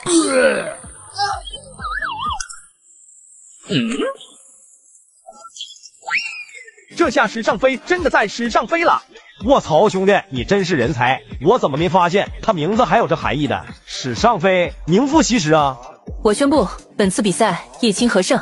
静谈啊，教官又要麻烦您了。空灵正准备抬手召唤空间裂隙，你刚刚想说什么？好，你真行。随后的比赛中，值得一提的是林吞吞挑战史尚飞，因为史尚飞身上残留有异味，导致林吞吞在挑战他时嫌弃的表示下不了口。最终林吞吞遗憾弃权，史尚飞保住了甲等学员的位置。不过史尚飞的称号彻底坐实了。下午训练场，今天的训练主题是抗干扰训练。所谓的抗干扰，简单来说，就是在各种外界因素影响下，仍旧可以稳定发挥，施展出自己的天赋。比如说，史尚飞的召唤之门很强，如果能成功召唤出他的飞龙，甚至连萧云婷与轩辕破这样的 S 级学员也能抗衡一二。然而，他在叶清河面前，连一个完整的技能都放不出来。在魔族中，也有类似能干扰天赋施法的存在。如果你们不想在战场上像史尚飞一样狼狈，就给我好好练。随着空灵的话，史尚飞的脸色越来越阴森，拳头捏得咯咯作响。原本我的训练方式嘛，是打算利用我的天赋，不断在你们周围打开空间之门，从中发动攻击来干扰你们。但现在我发现了一个更好的方法。学员们面面相觑，心中升起不祥的预感。本周的训练任务，在叶清河的天赋影响下，施展自己的天赋。不要啊！教官，我觉得原方案更适合我，申请用空间之门干扰。驳回。嘿嘿，大家放心，我会很温柔的。最新一集我已经放在左下角了，想抢先看的宝子们可以冲了。顺流而下 AOE 版史横遍野。卧槽，这么快！等等，我还没准备好。萧云婷咬着牙，指尖雷光闪烁，弹刚凝聚到一半被消散。叶清河，教官说要全力干扰。走得对，继续。一下午转瞬即逝，训练场上不断回荡着痛苦的哀嚎。不错，明天继续。不要啊，叶哥，这样的日子还要6天才能结束。我开始怀念上1周了，那只是肉体折磨，现在是精神与肉体的双重打击。别急着高兴，叶清河，你的训练任务在晚上，你需要进行特别加练，在我的空间之门不定期干扰下施展天赋。原本我得同时干扰109个学员，如今嘛，只需要对你进行1对1特别辅导了。不要啊，你一定是在趁机报复，对不对？深夜训练场，我们这可是集训营，你是集训营的学员，光让你训练别人了，耽误你自己训练了怎么办？白天你训练别人，晚上我训练你，这很公平，对吧？教官，你这分明是公报私仇。那你说说，我报的是什么私仇？当然是什么仇都没有。空间之门，反应太慢了，魔族可不会给你反应时间。叶清河咬牙，全神贯注地感知周围的空间波动，顺流而下。学得很快，那么快就学会预判了。不过平时干扰别人是挺厉害的，自己被干扰了，怎么抵抗力那么弱？感知、预判、反应、抵抗力，缺一不可。你这根本就是单方面殴打。那你要不要认输？再来，有骨气。今天的加练就到这里，明天继续哦。这女人绝对是魔鬼，尹老师，求放过。第二天训练场，叶清河眼神幽怨，周身散发着低气压，就连施展天赋时都带着一股浓浓的怨念。顺流，算了，飞流直下3000尺 AOE 版9曲黄河万里沙。卧槽，效果怎么比昨天强了这么多？本来昨天结束时，众人已经能在叶清河手下多抵抗几秒钟了，像萧云婷与轩辕破，甚至可以短暂施展出自己的天赋。而今天，叶清河，你昨晚经历了什么？怎么感觉你带着情绪？没什么，只是和教官进行了友好的夜间训练。我们信你个鬼！很好，看来这份训练计划卓有成效。白天辛苦你操练他们了，晚上也要继续加油哦。叶清河不语，只是一味地对学员施展9曲黄河万里沙，似乎要把自己身上的怨念全部发泄出来。真好，又是学员们努力奋斗的一天。1周后，训练场。经过7天的地狱式抗干扰训练，众人的表情已经从最初的崩溃变成了麻木中带着一丝倔强。看来这一周的训练效果不错，尤其是楚天狂，在嗜血状态下，他完全丧失痛觉和羞耻感，即使边跑边拉，也能坚持整整1分钟才虚脱。这算什么天赋异禀？宁愿不要这种记录。哈哈哈，老子就是牛掰！众人顿时无语，这有什么好骄傲的？我史尚飞再次挑战叶星河，又来，不愧是史尚飞，勇气可嘉。史同学何必呢？少废话，这一周的抗干扰训练，我已经能在你的控使术下坚持30秒，30秒足够我打开召唤之门了。召唤之门开，顺流而下。哈哈哈，没用的，我已经适应了。不会吧，真让他成功了？30秒确实够召唤飞龙了。逆流而上。秦始皇不愧是秦始皇。医务室，走你。啊！我的个亲娘嘞，在学院看得人模人样的，怎么吃屎？史尚飞两眼一黑，直接气晕过去。恭喜你们，抗干扰训练圆满结束。接下来该检验你的训练成果了。教官得罪了。空间之门。发愤图强。顺流而下。恭喜你，考核成功。好了，大家解散，回去好好休息。教官跑了，他是不是去换靴子了？他的手刚刚都在抖。叶清河给教官打跑了。这小子该死。第2日，空灵给每个学员发放了一张地图。接下来将是检验你们训练成果的时刻，同时也是你们获取珍贵资源的最佳机会。红圈标记的都是最顶尖的士兵阶魔族，每个去点击败魔族后，都能获得一个资源宝箱，里面可能是士兵级魔晶，也可能是黄金级装备。现在你们有1天时间组队规划，明天日出时分，任务正式开始。话音落下，训练场立刻沸腾起来，学员们3-322聚在一起组队，激烈讨论着作战计划。我是不是也该组个队？喂，轩辕破！叶青和目光所及，竟是躲闪着他目光的人。这群忘恩负义的家伙，上周是谁含辛茹苦帮你们做抗干扰训练的？看来这次任务注定要当个孤独的猎魔人了。角落里，史尚飞正对着他的背影，露出阴险的笑容。空灵，不用提醒他们西北角的那片区域吗？那可是最后1周才允许去的。那里和红圈的方向截然相反，谁会走到那边去？更何况每个人身上都有定位，真有人误入了，我们也能知晓。第2日清晨，这个红圈看起来挺近的，应该不会走错吧？10分钟后，叶清河越来越靠近西北角，很明显他又迷路了。你看我说什么来着？叶清河这小子怎么回事？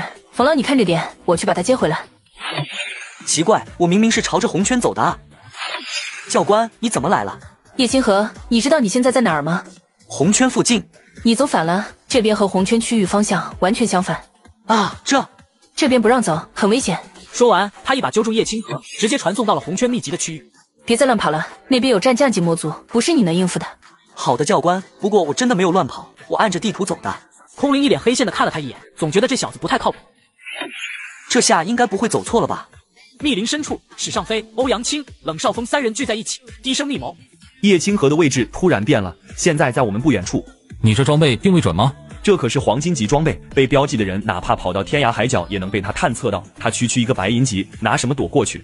我们真的要对付叶清河吗？不说他本人战斗力，如果被教官发现了，集训营本来就有伤残指标，鼓励相互竞争的，教官也拿我们没办法。我们不用亲自对付他。我有个小道消息，西北角区域可是有只战将级魔族，只要我们用这张卷轴把他传送过去，他必死无疑。密林深处，叶清河知道地图对自己来说如同废纸，索性四处闲逛。哟，叶清河真是冤家路窄。这次我的飞龙已经召唤出来了，我看你还怎么嚣张。飞龙，焚炎龙息。既然你找死，那就别怪我了。顺流而下。啊，叶清河，我要你死。什么？最新一集我已经放在左下角了，想抢先看的宝子们可以冲了。逆流而上，如鲠在喉。3人捂住脖梗，一句话也说不出来。卡在咽喉的粪便与那直冲天灵盖的气息，几乎让他们窒息。冯老，史真香大人请您出去一会。我正看守学员呢，何况他一个京都的官来我们魔都作甚？他说有要事相见，耽搁您2分钟。也罢，就2分钟，应当无碍。另一边，西北角区域，史尚飞、欧阳青，这里是战将级魔族的领地，叶清河不敢多耽搁，开始四处寻找出路。咦，这里怎么感觉到处都是粪便？人类竟敢踏入我的领地！口吐人言，正是战将级魔族标志。区白银级小鬼也敢踏入我的领地，死吧！飞流直下3000尺。空灵天天往我这扔屎，欺负我就算了，你区一个白银级小儿也敢欺我？粪池。你弄惹我了。不愧有那么大块头，拉的真多。黄河远上白云间，我堂堂战将级，竟然被一个白银级，可恶的小子！你已经魔力耗尽了吧？巨猿虚弱的站起来，眼神凶狠的看着叶清河。叶清河急忙掏出一瓶恢复药剂喝了下去，这是妹妹叶青鸾临行前塞给他的魔力恢复药。磅礴的魔力瞬间充盈全身，原本枯竭的经脉重新焕发生机，魔力居然恢复了一半有余。不愧是 SS 级天赋，妹妹的药效果居然那么好。感受着叶清河迅速恢复的魔力，刚刚还露出凶狠眼神的巨猿，瞬间眼神清澈了起来。阿爸，那个，你给我带个路。哥，你早说你那么狠，我一开始就亲自送你回去了。史大人，不知您大老远跑过来有何贵干？这不是国内最年轻的曜日级强者空明军官吗？别套近乎了，我不想和你们史家有什么联系。你这次来什么目的？我只是执行任务，经过魔斗，听说我那不成器的侄子在你们这儿集训，顺带看望一下。他现在在深山受魔，现在请不要妨碍我们的教官任务。冯老，跟上。或是觉得时机已经成熟，史真香也没有再做阻拦，转身离去。毕竟一个白银级学生独自面对战将级魔族，只有一见面就被秒杀的下场。已经过去那么久了，想必叶清河已经死透了。那是敢和我作对，让我出手那么多次，还不是被我轻易解决了？那可是战将级的巨猿，一拳下去他就被锤成残渣了。史尚飞，答应你的拖住空灵，我已经做到了，你也别忘了答应给我的报酬。好说好说，以后你们冷家朝京都的生意，我会让史家帮衬一二的。还有欧阳青，以后你就算是加入史家了，未来的修炼资源我们史家出了。半小时后，西北角边缘，一只10几米的巨猿正送瘟神一般恭送着叶清河。叶清河也不再寻找红圈区域，迈步向集训营走去。更何况有些账还是要清算一下。你怎么走回集训营了？你不会又迷路了吧？这次不是。叶清河神色冰冷，将事情娓娓道来。史尚飞的阴谋，自己被传送至西南角的经过，以及自己打败巨猿的过程讲述了一遍。空灵听完，瞳孔微缩，叶清河竟然能独自击败战将级。他们怎么敢的？集训营允许争斗之中伤残，但他们这是要置你于死地，而且还是借刀杀人。有些毒瘤是该清理一下了。下令把史真香抓过来，他若敢违背，告诉他这是军令。史尚飞、欧阳青、冷少峰3个人，我亲自抓回来。不出片刻，史尚飞几人都被押回集训营。空灵教官，您把我们抓到这里是什么意思？我们史家子弟一向遵纪守法，您可不能冤枉好人。你们做了什么自己清楚。空灵冷笑一声，将史尚飞3人密谋坑害叶清河、冷少峰与史真香故意拖延教官耽误救援的全过程讲述。史尚飞3人眼见事情败露，脸色瞬间惨白，冷汗直流。哦，这有什么？年轻人切磋打闹，不是很正常吗？他们故意将叶清河传送到战将级魔族区域，这是谋杀。你说他们将叶清河传送到战将级魔族区域，证据呢？传送阵轴呢？空口无凭。我作为 SS 级天赋空间域主拥有者，能清楚地感受到残留的空间之力。就算真有此事，您作为举报者，为了避嫌，您的说辞也不能当作证据吧？很明显，他在钻规则的空子。就是没证据就别乱扣帽子。叶清河不是活得好好的吗？装什么受害者？史真香，你说的对，没有实质性证据，我没法送你们上军事法庭。但这里是集训营，我是这座集训营的总教官，规矩我来定。既然你们喜欢切磋，那就好好切磋一场。叶清河，出列！现在给你颁布一个集训营训练任务，和史尚飞、欧阳青、冷少峰3人切磋。集训营有伤残指标，给我往死里打，出了事我来负责。收到，我一定会好好和他们切磋一下的。史尚飞脸色惨白，双腿发抖，他早已经被叶清河虐过无数次，能不能打得过他还不清楚吗？史家给你那么多资源，3打1你还害怕一个同龄的小鬼？这样你一上去就认输，我会把你救下来，他再有实力也无用。切磋开始，逆流而上，如鲠在喉。3人捂住脖梗，一句话也说不出来。卡在咽喉的粪便与那直冲天灵盖的气息，几乎让他们窒息。你不是很喜欢玩阴的吗？来，继续。住手！他们已经投降了。史真香大人，学员之间切磋而已，你莫要坏了规矩。他们已经投降了。可我怎么没有听到他们认输的声音？冯老，你听见了吗？你这是滥用私权，你这样做不怕我们史家的报复吗？你这是在威胁我吗？别人畏惧你史家，我们军方何惧之有？叶清河，动手，出了事我罩着。叶清河，你找死！怎么，你想坏了我这集训营的规矩？尽管同为曜日级，但他可没把握对付这国内最年轻的曜日级强者。一个是资源堆上来的药包，一个是战场厮杀出来的军人，他对上空灵必然毫无还手之力。1周后，训练营广场，圣魔成绩统计完毕，现在公布排名第1的队伍是萧云婷、林吞吞小队，狩猎26只魔族。嘿嘿，我们第1，居然超过了叶清河吗？第2名，薛仁破小队，狩猎21只魔族。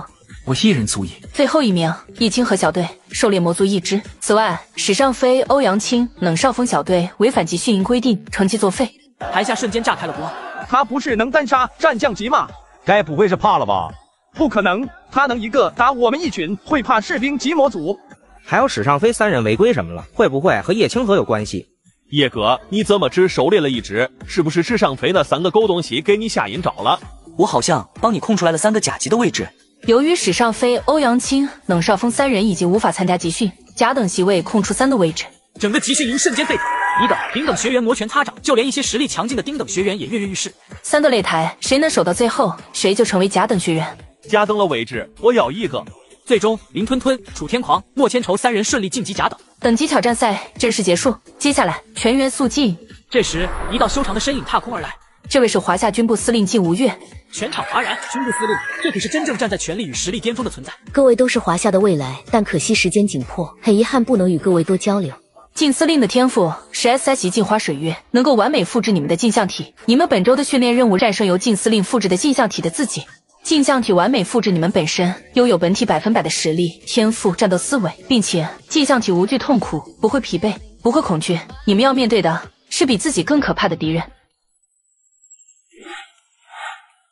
有意思，连装备都能复制吗？怎么感觉他很欠揍呢？我是这个样吗？而叶清河的镜像体竟然瞄了一眼叶清河的下半身，露出诡异的微笑。卧槽，这镜像是不是不太对劲？年轻人真好，有朝气，有活力。接下来就麻烦你继续训练他们了。收到。空间之门。全场再次震惊，连别人的天赋都能复制。好好享受和自己对战的乐趣吧。战斗开始。顺流而下。叶清河捂住肚子，夹紧双腿，死死忍耐着体内那呼之欲出的感觉。另一边，镜像体也一样不好。飞流直下3000尺。秦始皇，你也有今天！哈哈哈！叶清河，你总算体会到我们的痛苦了。你们给我等着！言罢，叶清河与叶清河镜像体都难忍腹痛，一齐朝厕所狂奔。饕餮盛宴。咦，林吞吞，你居然好这口！林吞吞急得直跺脚，却因为嘴巴被牢牢吸住，说不出话，有苦说不出，只能疯狂摆手否认。很快，叶清河2人再次回到战场。你什么时候下的手？就在你抬手的同时，同一个师傅教的，破不了招啊！2人对视一眼，突然同时转身，飞流直下3000尺。这大概是集训营史上最离谱的镜像战，知己知彼，方能百战不殆。和自己对战，才能看清真正的弱点。叶清河死死盯着自己的镜像体，额头渗出细密的汗珠。1周的时间，他对自己的天赋抵抗力提升了数倍，但镜像体同样在不断进化。但这一次，我已经找到赢的办法了。顺流而下。叶清河强忍着顺流而下的腹痛感，仔细感受着体内的顺流而下，随后再次施法逆流而上。但这一次，叶清河竟然是施加给了自己，2股截然相反的力量在叶清河体内对冲，形成微妙的平衡。原本翻江倒海的憋实感瞬间消散，镜像体愣住了。嘿嘿，该我了。恭喜叶清河成为首个战胜镜像体的学员。寻求天赋的其他应用，原来如此。不愧是叶清河，我也不能落后了啊。而林吞吞一边和自己的镜像体互啃，一边含糊不清的求救。这小子总能给人惊喜。很快来到下午时分，镜像之战结束，所有人合格。学员们瘫坐在地，疲惫却满足。这一战，尽管不是所有人都战胜了自己的镜像，但他们都战胜了过去的自己，对自己的力量有了更加深刻的认知。总算不用再和自己比谁更能憋了。再也不想与自己为敌了，我也太恶心了。时间已经过去1个月了，你们的集训生活已经到了尾声，明天便是你们的结业考核了。最后的考核只有一个，你们需要合力战胜一支战将级魔族。战将级？开什么玩笑？这怎么可能做得到？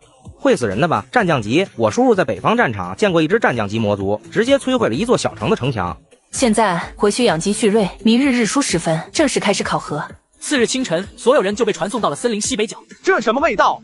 我的天，地上这些是这战将级魔族是粪坑里长大的吗？叶清河都整不出那么多粪便吧？你礼貌吗？何人又来打扰老子修炼？巨人睥睨着这群渺小的人类，正准备展示一下战将级的威严时，他的动作突然停滞了。这不是大哥吗？您怎么有空来小弟这逛逛了？我这地盘不太卫生，大哥您别嫌弃。果然是这只倒霉巨猿。大哥，叶清河是战将级魔族的大哥，我一定是在做梦。大哥您坐。不用了。不是叶清河大佬，这是怎么回事？哥，你是我亲哥，连战将级魔族都认你当哥了。叶清河犹豫片刻，还是将自己被坑到此处，遇到这只巨猿，然后单刷了这只巨猿的过程讲了一遍。学员们已经震惊到麻木了。白银级单刷战将级魔族，你怎么不上天？明明都是学员，凭什么我们和你之间差距那么大？大家安静，做好作战准备，考核继续。大哥也在学院里，俺怎么敢出手？叶清河，你退出，这次结业考核你不用参加了。反正以你的实力，这考核对你也没意义。现在没有问题了吧？好好配合空灵教官完成考核，不必留守。我的空间之门能保证学员们的生命安全。好嘞，大哥，俺一定好好表现。说完，他魔气轰然爆发，战将级威压席卷全场，学员们脸色骤变。卧槽，翻脸比翻书还快！你刚刚明明不是这样的，现在跑还来得及吗？战斗开始！人类小兔崽子们，来战！轩辕破法相全开，20米高的法相升起，萧云婷身体周围雷暴缠绕，电光四射。区区一群白银黄金的小鬼，你们以为人人都是我大哥？这怎么可能？怎么这一届人类那么多怪物？白银级的大哥打我打的花一原身就算了，这随便冒出个黄金级小鬼也和我势均力敌。最终，在众人的合力之下，巨猿假装痛苦倒地。俺败了，人类果然厉害。恭喜诸位，考核通过，全员合格。大哥，俺表现的咋样？还行，就是演技有点假。下午，空灵教官站在集训营的中央广场上。各位，3个月的集训营生活今天就正式结束了。你们在这里收获了友谊，提升了实力，也认识到了自己的不足，得到了成长。华夏给予你们资源培养，同样也期待你们未来能为国家出力。山高路远，我们有缘再见。我们之间还没分出胜负，想来我们未来都会去京都学府，等你去京都，我们再一战。正合我意。你，最好别再见了。为什么啊？等我来京都学府，记得请客。两人脸色同时一僵，迅速转身离开。请客可以，别切磋就行，保重。看着3人离去的背影，叶清河心中涌起一丝不舍。这1个月的集训让他见识到了更广阔的世界。教官，谢谢您这段时间的指导。叶清河，你的天赋很强大，如果史家未来敢找你麻烦，可以来军方，他们不敢在这里造次。我会记住的，谢谢你，教官。离开集训营大门时，叶清河回头望了一眼这个改变了他的地方，然后踏上了返回梅城的列车。然而令他万万想不到的是，梅城已经沦陷。最新一集我已经放在左下角了，想抢先看的宝子们可以冲了。天不生我叶清河，世道万古无长夜。杀！报告陈天王，梅城结界能量读数突破曜日级，正在向天王级攀升，同时结界内出现大量魔族，甚至有君主级的波动。陈山，蜀地军部天王级强者之一。魔族，你们想做什么？立刻集结蜀地军队，我要亲自去会会这群不知死活的魔族杂碎。青鸾、尚明，叶清河大喊，前后文砸在结界上，结界纹丝不动，连一丝涟漪都没有激起。可恶，青鸾，你一定要平安无事。平民请立即撤离。不行，我妹妹和朋友都在里面。冷静点，陈山天王马上就到，他会处理结界，你这样只会妨碍军方行动。年轻人，我能理解你的心情，但冲动解决不了问题。长官，我妹妹和朋友都在里面，我必须进去救他们。我看过你的资料，控制能力者，对吧？叶清河没想到这位天王级强者竟然知道自己，一时不知该如何回应。陈天王，结界能量读数已经稳定在天王级，还在缓慢上升。年轻人，退后些，我要对结界出手了。然而被击中的位置出现了几道裂纹，但很快就被流动的符文修复。立刻联络中央军部，请求支援，同时尝试所有通讯手段，看能否与结界内部取得联系。可是里面的人等不了那么久，魔族既然布下结界，肯定已经开始行动了。对了，仙宫之行时，仙宫之灵说过，我的天赋是概念级，我的天赋从来就不只是控制人的排泄，而是可以拉出来，只要有一条缝隙。陈天王，请再轰开一道裂缝。好。既然为概念级，那我的天赋绝不该只拘束于人，或者说生物上。这是屁股缝，这是屁股缝，飞流直下3000尺。那道即将闭合的裂缝突然扭曲变形，紧接着结界表面的魔力如同找到了泄洪口，开始疯狂涌向裂缝，不是简单的溃散，而是像被某种至高法则牵引着，形成一道肉眼可见的瀑布。真可以！不对，这是什么味？只见缺口处一泻千里的魔力瀑布，全部转变为了五谷轮回之物，如同黄河般从泄洪口喷涌而出。卧槽！秽物洪流持续了整整数十秒，当最后一道棕黄色抛物线落地时，防护罩完全破损。报告天王，结界已破，是否？全体听命，即刻进城剿灭魔族。小子，你……我没事，我妹妹和朋友还在里面，我和你们一起进城。好小子，我们蜀地也是出了个人才。怎么可能？无主的结界怎么可能那么快就被破了？此刻校长陈玄风已然重伤。你们低估了人类。远处，陈山已经锁定了黑袍君主。我去。黑袍君主看着仅仅完成了一半的仪式，积攒的魔力还远远不够他晋级魔王。可恶，必须终止了！该死，毁我好事！黑袍君主捏碎一道符文碑，一道传送门迅速成型。若是成功突破魔王境界，他尚有信心与陈山一战，但现在还是先撤为妙。硬化！原本不断流淌着魔力的传送门居然凝固了。懦夫，该死，让他跑掉了！青鸾、尚明，你们在哪？突然一道传送门在他眼前展开。该死的陈山，还好我留了一手。黑袍君主抬起头，与叶清河四目相对，时间仿佛凝固了1秒，两人同时僵住，飞流直下3000尺。黑袍君主突然瞪大眼睛，他体内的某种不可名状之物竟开始不受控制，由于体内重伤未愈，粪便的排出顺带牵连了伤势。你这是什么邪术？魔族受死！放肆！本座乃黄河远上白云间。黑袍君主忽然想起多年前自己屠灭第一座人族城池时的场景，那些蝼蚁也是这般绝望的仰望他吧。我可是魔族君主，如今更是离魔王1步之遥，却被黄金级如此欺辱，虎落平阳被犬欺，死老鬼！再不出手，我就真死在这儿了。空间骤然撕裂，一道新生的传送门赫然出现，将黑袍君主朝里面吸去。人类，我们后会有期。想得美，传送门也是缝，顺流而下。传送门突然一颤，紧接着一道金黄色的洪流从传送门内喷薄而出，秽物如决堤的江河般倾泻。黑袍君主刚张开嘴抗议，就被灌了满嘴不可名状之物。灾后1周，梅城墓园，王坤遗憾阵亡，而空灵早就前来支援。灾难过后，梅城需要时间重建，你们可以选择去其他城市，政府会安排好一切。作为学生，无论你们选择哪一座城市，都能在之后参与那座城市的高考，政府会为你们提供安置房。你们可以选择最近的荣城，也可以直接选择去最繁华也最强大的京都。无论去哪，我都听你的。我打算直接去京都，京都会欢迎你这样天赋异禀的小家伙的。你们呢？是否陪叶清河一起去京都？我们留在梅城，小雨伤势太重，需要长期照顾，而且我父亲也在这场灾难中牺牲了。我决定接手他的佣兵团，也能在梅城重建工作中出一份力。叶清河震惊地看着昔日同窗，那个才刚满18岁的少年，此刻眉宇间竟有了几分成年人的坚毅。你是军人吧？空灵像是猜测到了什么，缓缓点头。我要参军，请让我加入你的部队。你可还是个学生，真的现在就决定要参军？部队可不是儿戏。绝无戏言，我不想再这么无力了，我要变强，我要保护好我的兄弟。老大去哪我就去哪。我和王坤曾经发过誓，要一起成为老大的左膀右臂。他为了老大牺牲了，我要带着他的那一份誓言一起。空灵看向这两位伤痕累累却眼神坚定的少年，忽然立正敬礼。华夏军方欢迎你们的加入。空灵重新看向叶清河，他指尖轻点，一枚通体银白的徽章凭空出现。这是皓月徽章，唯有对国家做出重大贡献的人才能得此殊荣。你提前破开结界，数以万计的梅城百姓因此获救。由于你还是学生，出于对你的保护，我们不会公开此事，但你的荣誉和功绩我们会记录在案。皓月徽章，我从军以来也只获得过1次。不过京都也不是安稳的地方，这里是全国权力的中心，有权力的地方必少不了明争暗斗。你在集训营里结下的梁子，史家的根据地也在京都，他们不敢直接对你下手，但保不准他们耍什么阴招。能对一个人下手的方式可太多了，不过没有人可以对拥有皓月徽章的国家英雄下手，史家也不行。最后，根据军方的调查，这次梅城之灾的背后有拜魔教的踪影。这些疯子认为，臣服魔族才能延续人类文明。众人瞳孔骤缩，刚经历了家破人亡的他们，心中的仇恨瞬间有了除魔族外的另一个发泄口。拜魔教吗？我记住了。接上集，叶清河终于带着妹妹来到了繁华的京都。这安置房也太差了吧！这里也是京都，这特么是京都18环吧？挺好的呀，比我们原先的板房强多了。屋内比想象中整洁，2间卧室，一个小厨房，卫生间居然还配了全自动马桶。叶清河盯着马桶看了3秒，突然露出诡异的微笑。你现在越来越奇怪了。怎么会？我只是想起在京都还有个老朋友。叶清河掏出手机翻找联系人，名称真龙天子，个性签名，天才在左，疯子在右，我在中间，是位天子。我记得他集训营的时候也不是这样的人啊，不是挺高冷一孩子吗？这是轩辕破吧？叶清河按下拨通键，京都中心区轩辕家祖宅。阿破，有你的电话，来电人名称是秦始皇。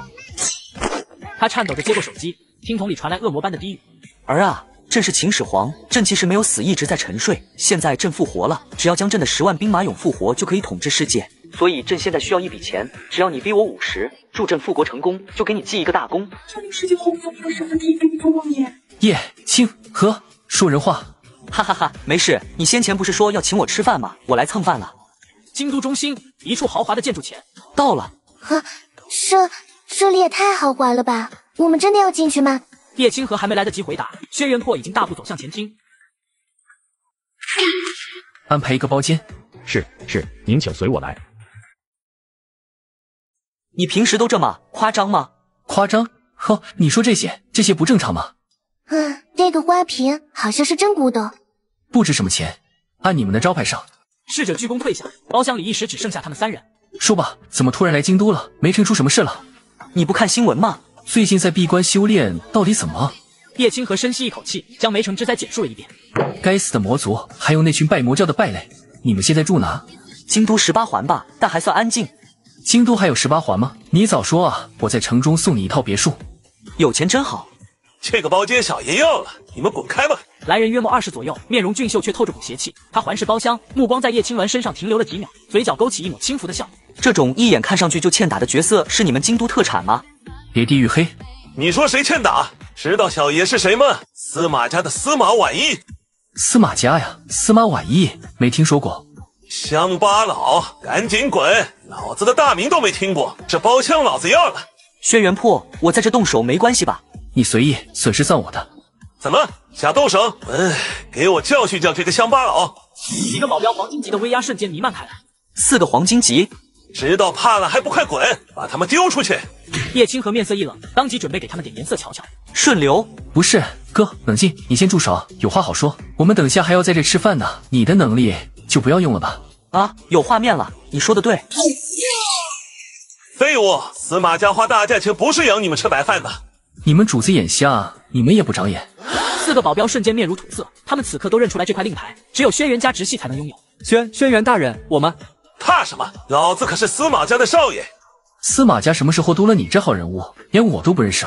回大人，他是家主1个月前刚认回来的私生子。轩辕破心中恍然，1个月前他刚进集训营特训。哦，司马家主今年80又3了吧？真是老当益壮啊！知道老子身份还不跪下道歉？家父司马东西。少爷，你们这群废物为什么不帮我？我要让我爸辞退你们。那位可是轩辕家少主啊，就算您的父亲也不敢拿他怎么样。片刻的沉默后，司马婉意也知道这次惹到。虚浮的白银级像是用资源硬堆上去的。那家伙好歹是世家子弟，你这样做不会得罪司马家吗？司马家在京都，我们轩辕家不用畏惧任何人。这个好好喝。叶青河尝了口面前的灵羹，顿时感到一股暖流涌向4肢百骸，体内魔力流动速度提升了至少30%。这些吃的也太奢侈了。很普通啊，我家的狗平时都吃这个。叶青河无话可说。这是一栋别墅的钥匙，就在京都学府对面。你们兄妹就别住安置房了，反正你迟早会考上京都学府，就住在这吧。这怎么好意思？你算了。饱餐一顿后，3人站在饭店门口，准备告别。你的个性签名？我的个性签名怎么了？很有个性。轩辕破眉头微皱，急忙掏出手机看了看，正好看到叶清河的名称秦始皇，而他的个性签名是天子。于是轩辕破面无表情的将名称改为太上皇。走啊，明天早上9点，我派车来接你们搬家。轩辕哥哥人真好。是啊，卧槽，他什么时候改的名称？傍晚时分，叶清河和叶青鸾踩着破碎的土路往家走。为什么我回来1个月了，从来没见过轩辕破这号人物？轩辕少爷是未来要继承整个轩辕家的，和什么？和您这样比较自由发展的不太一样，别人要闭关修炼。司马婉一脸色铁青，他当然听懂了言外之意，自己这样的纨绔子弟，连见轩辕家少主的资格都没有。那个跟轩辕破一起的混蛋，你们确定他没背景？查清楚了，就是没城来的难民，不是任何大家族的人。可恶的乡下人，敢说老子欠的？我惹不起轩辕破，开始惹不起你个难民。有人社区送温暖了。司马少爷跟了一路了，不累吗？叶清河，你以为有轩辕破撑腰就能在京都横着走啊？今天我就让你知道得罪司马家的下场。司马少爷，咱们能不能讲点道理？明明是你先。闭嘴，给我打断他2条腿。顺流而下。你们4个废物站着干什么？我家花大价钱雇你们，不是让你们来摆 pose。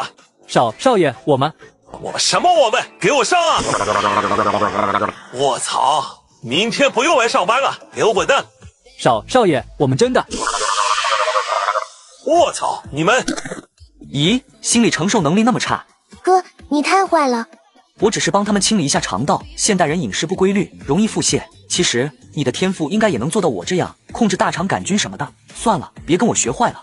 妹妹两眼放光，仿佛打开了新世界的大门。叶清河盯着昏迷的司马少爷，眼中闪烁着危险的光芒。哥，你别这样，我害怕。妹妹，你哥我突然有了个绝妙的想法，我从来都是让人拉出来，不管从上还是从下，这次我想试试让人拉不出来。无中生有，加满。最新1集已经放在左下角了，想提前看的宝子们可以冲了。无中生有，加满。你在给他造屎？不只是在造，我还要改变他体内粪便的物理性质，密度提升，含水量降低，这样下来，屎的硬度会大大提升。巷子里响起奇怪的呼噜声，司马婉意的肚子以肉眼可见的速度鼓了起来。哭，你简直是个魔鬼！科学实验需要一点牺牲精神吗？司马婉意突然抽搐了一下，脸色由白转青，再由青转紫，活像一条上岸的鲤鱼。效果来了，他现在体内应该有1颗粪结石正在成型，我称之为便秘炸弹。会爆炸吗？理论上不会，但等他醒来上厕所时，可能会需要一把凿子。我的肚子！少爷，您怎么了？哦，我感觉肚子里有颗陨石，快叫救护车！不，叫挖掘机！看，这就是科学的魅力。很快，司马婉意被送到了医院。我躺在医院的病床上，腹部鼓胀如怀胎6月，医生拿着 X 光片，眉头紧锁。司马少爷，您的肠道内似乎有一条不明物体，它堵死了您的排泄通道。是叶清河那个恶魔。目前来看，这条物体硬度极高，恐怕只能剖腹产。不行，我司马婉意可是男人，怎么能因为一颗屎剖腹产？那您只能等它自然排出。司马日记第3天，我尝试了各种方开塞露、灌肠、倒立，甚至让保镖用吸尘器对着我的屁股试试。别问我这是什么感觉，问就是绝望。然而那条巨龙依旧纹丝不动，仿佛在我的肠道里安家落户。司马日记第5天，我已经开始思考遗嘱内容。如果我死了，凶手一定是叶清河。少爷，要不再试试坐久一点？我已经在马桶上坐了6个小时，马桶全都印出我屁股的形状了。司马日记第7天，一股从未体验过的力量从体内深处觉醒，它不像普通的变异那样温和，而是带着一种脑子今天必须出来的霸道气势，如火山喷发前的蓄力。来了，它来了，有感觉了。我终于拉出来了，保镖，给我带铲子来，还有帮我联系肛肠科医院。第2日，叶清河收到了轩辕破的短信。你们还需要上高中吗？想高考还是正常走学校的流程比较好。你们也需要上学，需要的话，我给你们安排京都一中。哥，怎么了？妹妹，你想去上学吗？京都一中校长办公室内。叶同学，您就是轩辕少爷亲自安排的转校生吧？您能选择我们学校，真是我们的荣幸。轩辕少爷已经都安排好了，您可以直接就读研班。您的妹妹我们也安排到高2部的研班。叶清河嘴角抽搐，校长谄媚的模样让他汗毛都竖起来了。他分明看到校长口袋里露出半张支票，那绝对是轩辕破给的赞助费。高3那班门口，今天我们班新来一位转校生。教室后排，史尚飞突然一个机灵，我是不是出现幻觉了？那个恶魔怎么？欧阳青也是被吓得目瞪口呆。叶清河，大家好，我是从梅城转学来的叶清河。叶同学就坐后排靠窗的位置吧。叶清河居然真的来我们学校了，集训营时他居然敢那样对我们，你就不想报复回来吗？可我们打不过他，自那次被他教育了一番后，我可在医务室躺了整整1周，连集训营结业都错过了。谁说一定要对付他了？我听说他妹妹也转学过来了，就在高2部的A班。两人对视一眼，露出不怀好意的笑容。下午放学时分，叶清河来接妹妹回家。贱人，是不是你偷了我的包？我告诉你，我包里可有价值50万的士兵级魔晶，你这乡下人一辈子也见不到。然而妹妹叶青鸾却根本不搭理对方。看吧，我就知道是你偷的。青鸾，发生什么了？哥哥。哟，乡下人的哥哥来了，看看这穷酸样，难怪要偷东西。你敢打我？你知道我爸是谁吗？告诉哥哥怎么回事。他一开始假装和我做朋友，后来一次课间过后，不知道为什么态度就180度大转弯，开始骂我乡下人。我根本不知道这个包什么时候放进我柜子里的。明白了。啊，我的魔晶不见了，一定是这个贱人偷走的。是啊，看他们那个穷酸样，不知道哪个穷乡僻壤跑出来的。快把魔晶还回来，然后给人家道个歉。刚来第1天就偷东西，乡下人就是乡下人。居然敢这样欺负我妹妹，你想怎么解决？让你妹妹把偷的价值50万的魔晶还我，再诚恳的给我道个歉。还有，你也要给我跪下道歉，再补偿我医药费和精神损失费50万。上帝还真是公平啊，让你失去了什么就会补偿你些什么。你在扯什么东西呢？快赔偿！你看，你虽然长得丑，但是想得美。啊！你们这些粗鄙的乡下人！你说这包是你的，你有证据吗？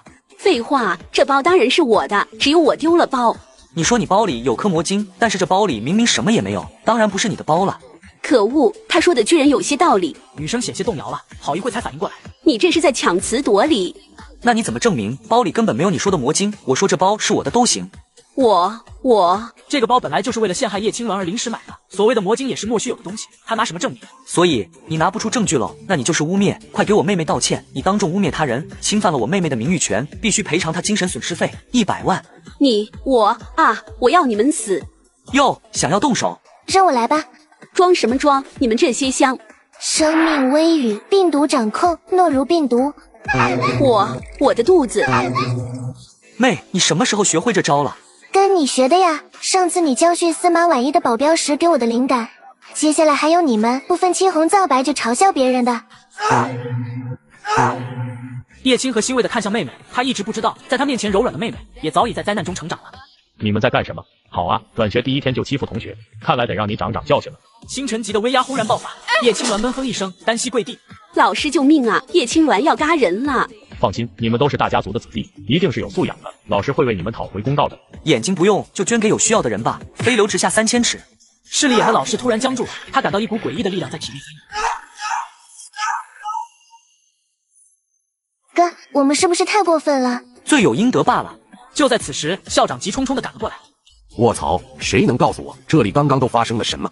校长，是这2个转校生，他们偷别人东西，被发现后还殴打同学，还袭击老师，目无尊长，必须严惩。说完了？我说完了。你是说他们偷东西？对，就是那个小贱人偷了我价值50万的魔晶，这种没见过世面、偷鸡摸狗的乡下人。你特喵快闭嘴吧！姑奶奶哟，你知道帮他们办理转学的人是谁吗？谁呀？是轩辕家少主，轩辕家唯一合法继承人轩辕破少爷亲自为他们办理的转学手续啊！女生顿时吓得脸色苍白。京都谁不知道，轩辕家是京都势力最大的家族之一，而轩辕破更是轩辕家难得一遇的天才，未来必定接手整个家族的继承人。所以你认为轩辕破的朋友会偷你区区50万的魔晶吗？该死，史家人没说过他们和轩辕家的关系。现在你们还要继续坚持说他们兄妹偷你东西吗？对不起，都是我鬼迷心窍，那个包是我自己放的，根本就没有魔晶。李老师被开除了，现在立刻马上收拾你的东西滚蛋。至于你，记大过，全校通报批评，还有给我把这里打扫干净，如果发现有一点还残留，就给我舔干净。叶小兄弟，你看这样处置能让你满意吗？还有那些不辨是非起哄的家伙呢。饶命啊，女王，我是被逼的，是史尚飞，他说如果不跟着起哄就……史尚飞，现在要告诉我谁指使你的吗？女生颤抖着掏出一个手机，屏幕上显然正在进行视频通话。史同学，看来集训营时给你的教训还不够深刻呀，明天见。完了，那个变态一定会用飞流直下3000尺对付我的。怎么了，小飞？那么惊慌像什么样子？我们可是史家的子弟。来人正是自己的堂哥史尚如，黄金级巅峰实力。堂哥，你一定要帮我。又惹祸了。是叶清河，我和你讲过的那个集训营的变态，他现在转学来一中，还和轩辕破有关系。我让人找他妹妹麻烦，结果被他发现了。明天上学，他一定会报复我的。一个高中生而已，哪怕和轩辕破有关系又如何？我史家何惧他们轩辕家？小飞莫要慌张，我今日是休假回家，这几日不会回京都学府。明天我陪着你一起去学校，我倒要看看这个叫叶清河的小鬼哪来的胆子欺负我史家人。最新一集已经放在左下角了，想提前看的宝子们可以冲了。待到秋来9月8，我花开后百花杀，炸金花。第二日清晨，叶清河站在教室门口蹲点史尚飞，欧阳青则躲在远处瑟瑟发抖。完了，这疯子堵门了！史哥，别来教室，叶青和那个魔鬼在门口蹲点。消息才刚发出，史尚飞就嚣张的大摇大摆的走来。这傻子吃错药了。哟，史尚飞同学今天挺勇啊，居然还敢来学校，看来是做好找屎的准备了。哈哈，今天谁找屎还不一定呢。飞流直下3000。卧槽，这不是魔族吗？我想起来了，这是史家天赋召唤之门的契约咒，连魔族也可以契约。上一届高3的史尚如学长就有只这种魔物，他现在已经在京都学府，这只不会就是……你就是叶清河，一不怎么样嘛？给我弟弟磕头道歉，本公子饶你不死。远处校长室窗前，哎呀，这史家和轩辕家我都惹不起啊！今天天气真好，适合闭目养神。怕了吧，我哥的契约兽离战将级只有1步之遥，赶紧磕头认错，还能少吃点苦。你们家起名挺讲究啊，一个史尚飞，一个史尚如，一只苍蝇一条蛆，绝配。还说饶你一命，你非要自己找死，碾碎他。离战将级只有1步之遥算什么？战将级我一样能拿下，很荣幸你们能体验到我的新招。待到秋来9月8，我花开后百花杀，炸金花。看，现在更像蛆在史尚如了吧？史尚如哪受过这气，准备暗中召唤第2只契约兽。飞流直下3000尺。京都学府的天才就这样吗？这点压力都承受不了。大不了这个送你，当做赔礼行了吗？过时货不需要，最新款华为苹果我左下角多的是。骗谁呢？左下角送福利，新款苹果华为应有尽有，华为 Mate 70 Pro、苹果16 Pro Max 我都领2台了，你这么落伍吗？肯定又是套路。让你死个明白！看好了，从视频左下角链接下载游戏，上线华为 Mate 70、苹果16 Pro Max， 3折叠任选，填好地址就近发货，1件包邮到家。还真有。行了，别拖延时间了。史尚飞见状不妙，急忙逃跑。史尚飞同学，别急着走啊，我又不是什么魔鬼。史尚飞像苍蝇一样在空中翱翔，史尚如像蛆一般在史上蠕动，多么和谐的画面啊！苍蝇配躯，天作之合。欧阳青眼睁睁看着史尚如从天之骄子变成史之屈子，整个人都不好。爸，我想转学。哟，这不是欧阳同学吗？差点把你给忘了，躲这儿玩屎呢。欧阳青的求生本能瞬间爆发，他一个猛子扎向旁边的阴影。概念喷射，只要能钻进去，那一定是有缝的吧？此时已经失去理智的欧阳青失魂落魄的抬起头，对上叶青河那魔鬼般的笑容。别那么害怕嘛，我又不是什么魔鬼。史尚飞虚脱的躺在一片尸海中，一脸生无可恋的样子。你不要过来啊！是你们先来找我妹妹的麻烦的，这不过是礼尚往来，人不犯己，己不犯人，人若犯己，嘿嘿，高高挂起。卧槽，什么味道？这仨为什么被挂在这了？好臭！这仨人是掉粪坑了。别瞎说，那个穿黄色不对，白色衣服的我认识，是史家天才史尚儒。你们这样议论，小心被报复。真的假的？史家现在流行这种行为艺术。史尚飞听到议论声，羞愤欲死。叶星河，叶哥，能不能？风太大，听不清。我错了，我真的错了，我不该找你妹妹麻烦，我以后见了你绕道走。叶小兄弟，好身手，居然能一己之力打败3位天之骄子。史前辈说笑了，是他们先找我妹妹麻烦的。年轻人嘛，打打闹闹很正常。不过既然气也出了，不如把他们放下来。毕竟你也不想和史家彻底闹僵，对吧？好啊，我这就送他们下来，顺流而下3000尺。多谢小兄弟手下留情，改日再来拜访。这老狗比那苍蝇配躯难对付多了。史家别墅内，史尚飞已经洗完了第5遍澡。说，你为什么不教训那个混蛋？你对付这个混蛋不是手到擒来吗？闭嘴，没那么简单。我先前查了他的档案，加密，连我的权限都打不开。怎么可能？他不就是个小城市的乡巴佬？蠢货，能设置这种加密的，还能不让我们史家知道的？整个华夏就只有一个，那就是军方。我们史家再一手遮天，也不可能与军方作对。从今天起，至少明面上不许再对付他。至于暗地里，行了，你先退下吧，以后别再招惹这个小子了。待史尚飞离开房间后，一个黑袍人突然出现。史先生考虑的如何？我们教主很期待与您合作。只要有利益，我很高兴和任何人做朋友，包括你们。叶清河这边，无论他怎么修炼，黄金级的修为毫无进展，魔晶吃下去跟吃糖豆似的，一点用没有。于是他给轩辕破发短信求助。吾儿，为父近日修炼遇瓶颈，如可有良策？关狗东西！尊敬的轩辕破少爷，你突破黄金级以后是怎么修炼的？为什么天才如我，感觉到了黄金级以后修炼速度一落千丈？哼，你求我就告诉你，亏我还给你领了台3折叠，正在配送了都，我这就让他退回去。我说，这么快就到啊？对啊，厂商年终清仓，只要点击左下角下载游戏即可领取多重好礼，就近发货，包邮到家。刚刚又加了500份苹果全家桶，领到就是赚到。黄金级下一级就是星辰级了，需要的不再是量变，而是质变。你需要服用一种叫星辰果的果子，引导体内魔力转变。我就说，像我这样的天才，怎么会有瓶颈呢？这都是基础课，怎么会有人不知道？星辰果在哪买？黑市都有卖的，不贵，50万1颗。很好，等下就去买1颗。1颗吃下去还不够你拉的，这每天1颗。不然你当为什么星辰级和黄金级是天壤之别？能以黄金级对抗星辰级的，都是100年难得一遇的天才了。比如你这狗贼。叶清河盯着手机屏幕，手指微微颤抖。50万1天，就算半年之内突破，也要花费9000万了。决定了，哥哥要去赚钱。很快，叶清河来到黑市的悬赏榜前面。任务名称：猎杀黑翼蝠王。任务难度：星辰级。任务内容：雇主想要前往黑影森林猎杀战将级的黑翼蝠王，需要实力足够的队友协助。任务赏金：1000万。这个不错，1000万呢。任务名称：找到丢失的黑丝。任务难度：星辰级。任务内容：雇主的一件星辰级装备黑丝被战将级猛犸魔象抢走，需要悬赏者从猛犸魔象手中夺回丢失的黑丝。任务赏金2000万。这个黑丝是正经黑丝吗？就决定是你了。叶清河兴奋地来到黑市前台，准备接下任务。接取该任务需要黑市等级为星辰级，由于你从未完成过黑市悬赏，你目前的黑市等级为黑铁级，只能接取黑铁级任务。每完成一个当前等级的任务后，就可以晋级下一个等级。你可以选择从黑铁级任务开始接取。叶清河欲哭无泪，月入千万的美梦还没开始就破碎了。再次回到悬赏榜前面，找到黑铁级任务。任务名称：帮忙喂猫。任务难度：黑铁级。任务内容：我正在外出，希望有人帮我喂一下家里的猫。任务赏金1000。好，就决定是你了。也不知道什么傻大户，喂个猫悬赏1000。喂，是悬赏喂猫的雇主吗？需要怎么帮你啊？我家里有只猫饿了几天了，然后我现在人在外地，你去这个地址帮我喂猫，钥匙在门口柜子第3格，进去直接喂就行。你家猫吃什么的？你人过去就行了。什么叫人过去就行了？接上集，叶清河接了个喂猫任务，可万万没想到这个猫粮就是他自己。卧槽！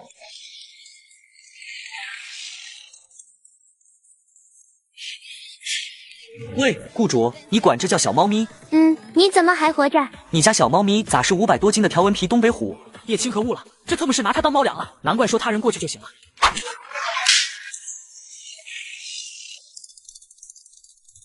快，多日没吃饭的老虎终于累趴下了。不是想拿我喂猫吗？不是把我当外卖吗？我让你吃，吃屎吧你！无中生有。老虎饱腹感来得如此突然，老虎困惑地舔了舔嘴角，尝到一种从未体验过的复杂味道。这500斤大花猫怎么吃东西还吧唧嘴呢？叶清河趁机掏出手机，按下视频录制键发给雇主。狗东西，你的悬赏我完成了，赶紧和黑市确认完成。你咋还活着？你喂我家咪咪吃了什么？你就那么不盼着悬赏人活着？你别管我喂的啥，反正你家咪咪我给喂饱了，绝对一点也吃不下了。要是不给我结账，老子投诉你。丢，账户到账1000元。几天之后，叶清河终于能接下黑丝任务。任务名称：找到丢失的黑丝。任务难度：星辰级。任务内容：雇主的一件星辰级装备黑丝被战将级猛犸魔象抢走，需要悬赏者从猛犸魔象手中夺回丢失的黑丝。任务赏金4000万。特别备注：由于黑丝被猛犸巨象吞入肚中，难度倍增，故雇主提升了赏金的额度。就这还算难度倍增？吞进肚子里了，这不是为我量身打造吗？只要这星辰级装备黑丝没被消化了，我就能让它拉出来。次日清晨，叶清河按照雇主提供的坐标来到遗忘峡谷。这里猛犸巨象身高超过100米，就连轩辕破的法天象帝在他面前也会显得渺小。都是星辰级，这差的也太多了吧？感觉红眼巨猿在他面前就像个小婴儿。不行，太远了，已经超过我飞流直下3000尺的最大施法距离了。搏一搏，单车变摩托，拿到黑丝就跑，飞流直下3000尺。肚子好痛，是不是那天吃的黑丝不干净？不行了。不是，那么能拉，我得找到什么时候去啊？这不是愤海捞丝吗？对了，控屎术，粪坤大挪移。屎来，嘿嘿，我收复黑丝了。人类，是不是你干的好事？屎遁，踏粪而行。叶清河像冲浪选手一样在粪海上滑行，身后巨象穷追不舍，每一步都激起滔天粪浪。该死的人类，受死吧！你别逼我，屎遁，真数牵手。无数粪便形成的巨手从粪海中升起，每一只都有卡车大小，场面壮观的令人作呕。倍增硬化。人类，你的鬼魅伎俩对我无用的。千年杀。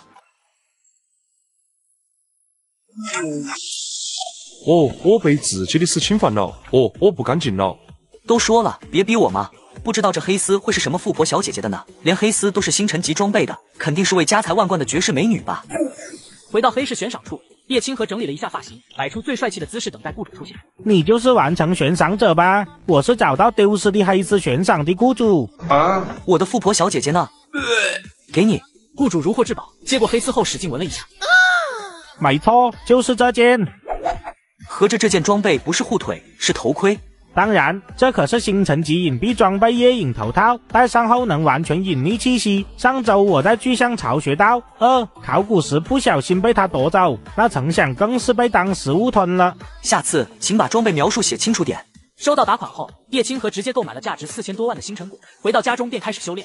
哥，明天我会去参加一个学校试炼，听说表现突出的将会获得长城秘境的参与资格，相当于你当年参加的仙宫秘境呢。需要我送你吗？没事的，我也已经长大了。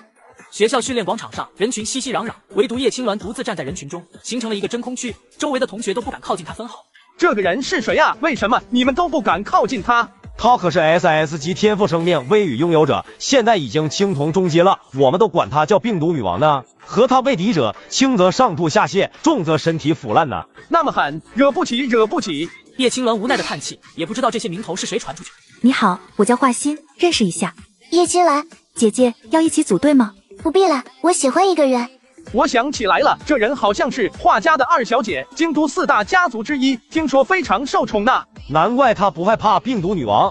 安静，试炼任务就在身后的这片魔族丛林中，击杀魔族将会得到评分，每个奴仆级魔族得5分，而分数最高的10个人将会得到长城秘境的参与资格。傍晚6点前回到这里统计得分。接下来我宣布试炼开始。深入丛林没多久，叶青鸾发现了一处河流。水流，那附近一定会有魔族出没吧？他跟着河流一路向顺流方向探去，来到了一处瀑布，那里栖息着大量魔族，目测有50只以上。这个数量，黄金级来了也只能逃命吧。嘿嘿。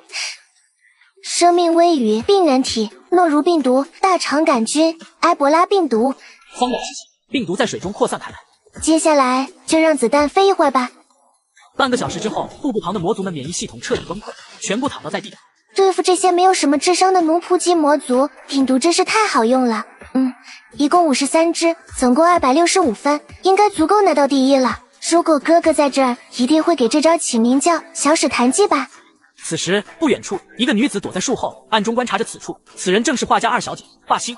这个女人好帅啊！谁在那里？是我。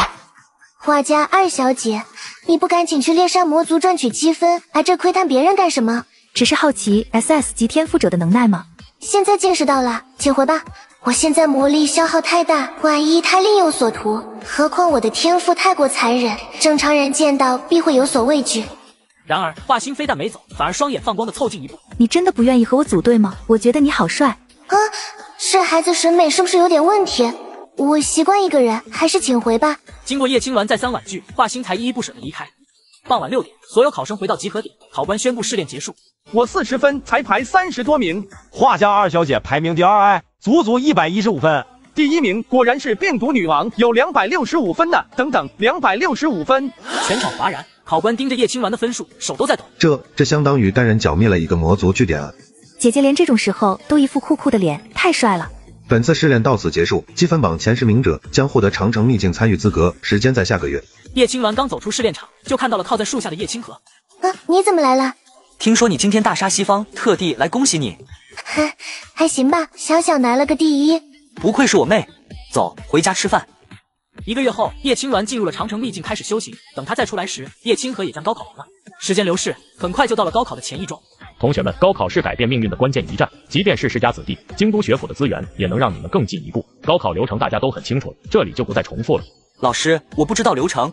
老师不可置信地看了眼叶清河。校长说过别管他。平时没来上课，你也没和我讲过呀。好，那我再简单说一下，高考的内容很简单，就是展现你们的实力。考试的地点是一件名为山河设计图的神器内，全国考生都将进入到其中。山河设计图能够模拟出过去的幻境，在山河设计图中，你们会穿越到人类过去的某一场魔族战争中，成为其中的一个小族。当然，每一届高考给出的战争不一样，不同等级所分配到的战场不一样。京都中央考场上，所有考生严阵以待。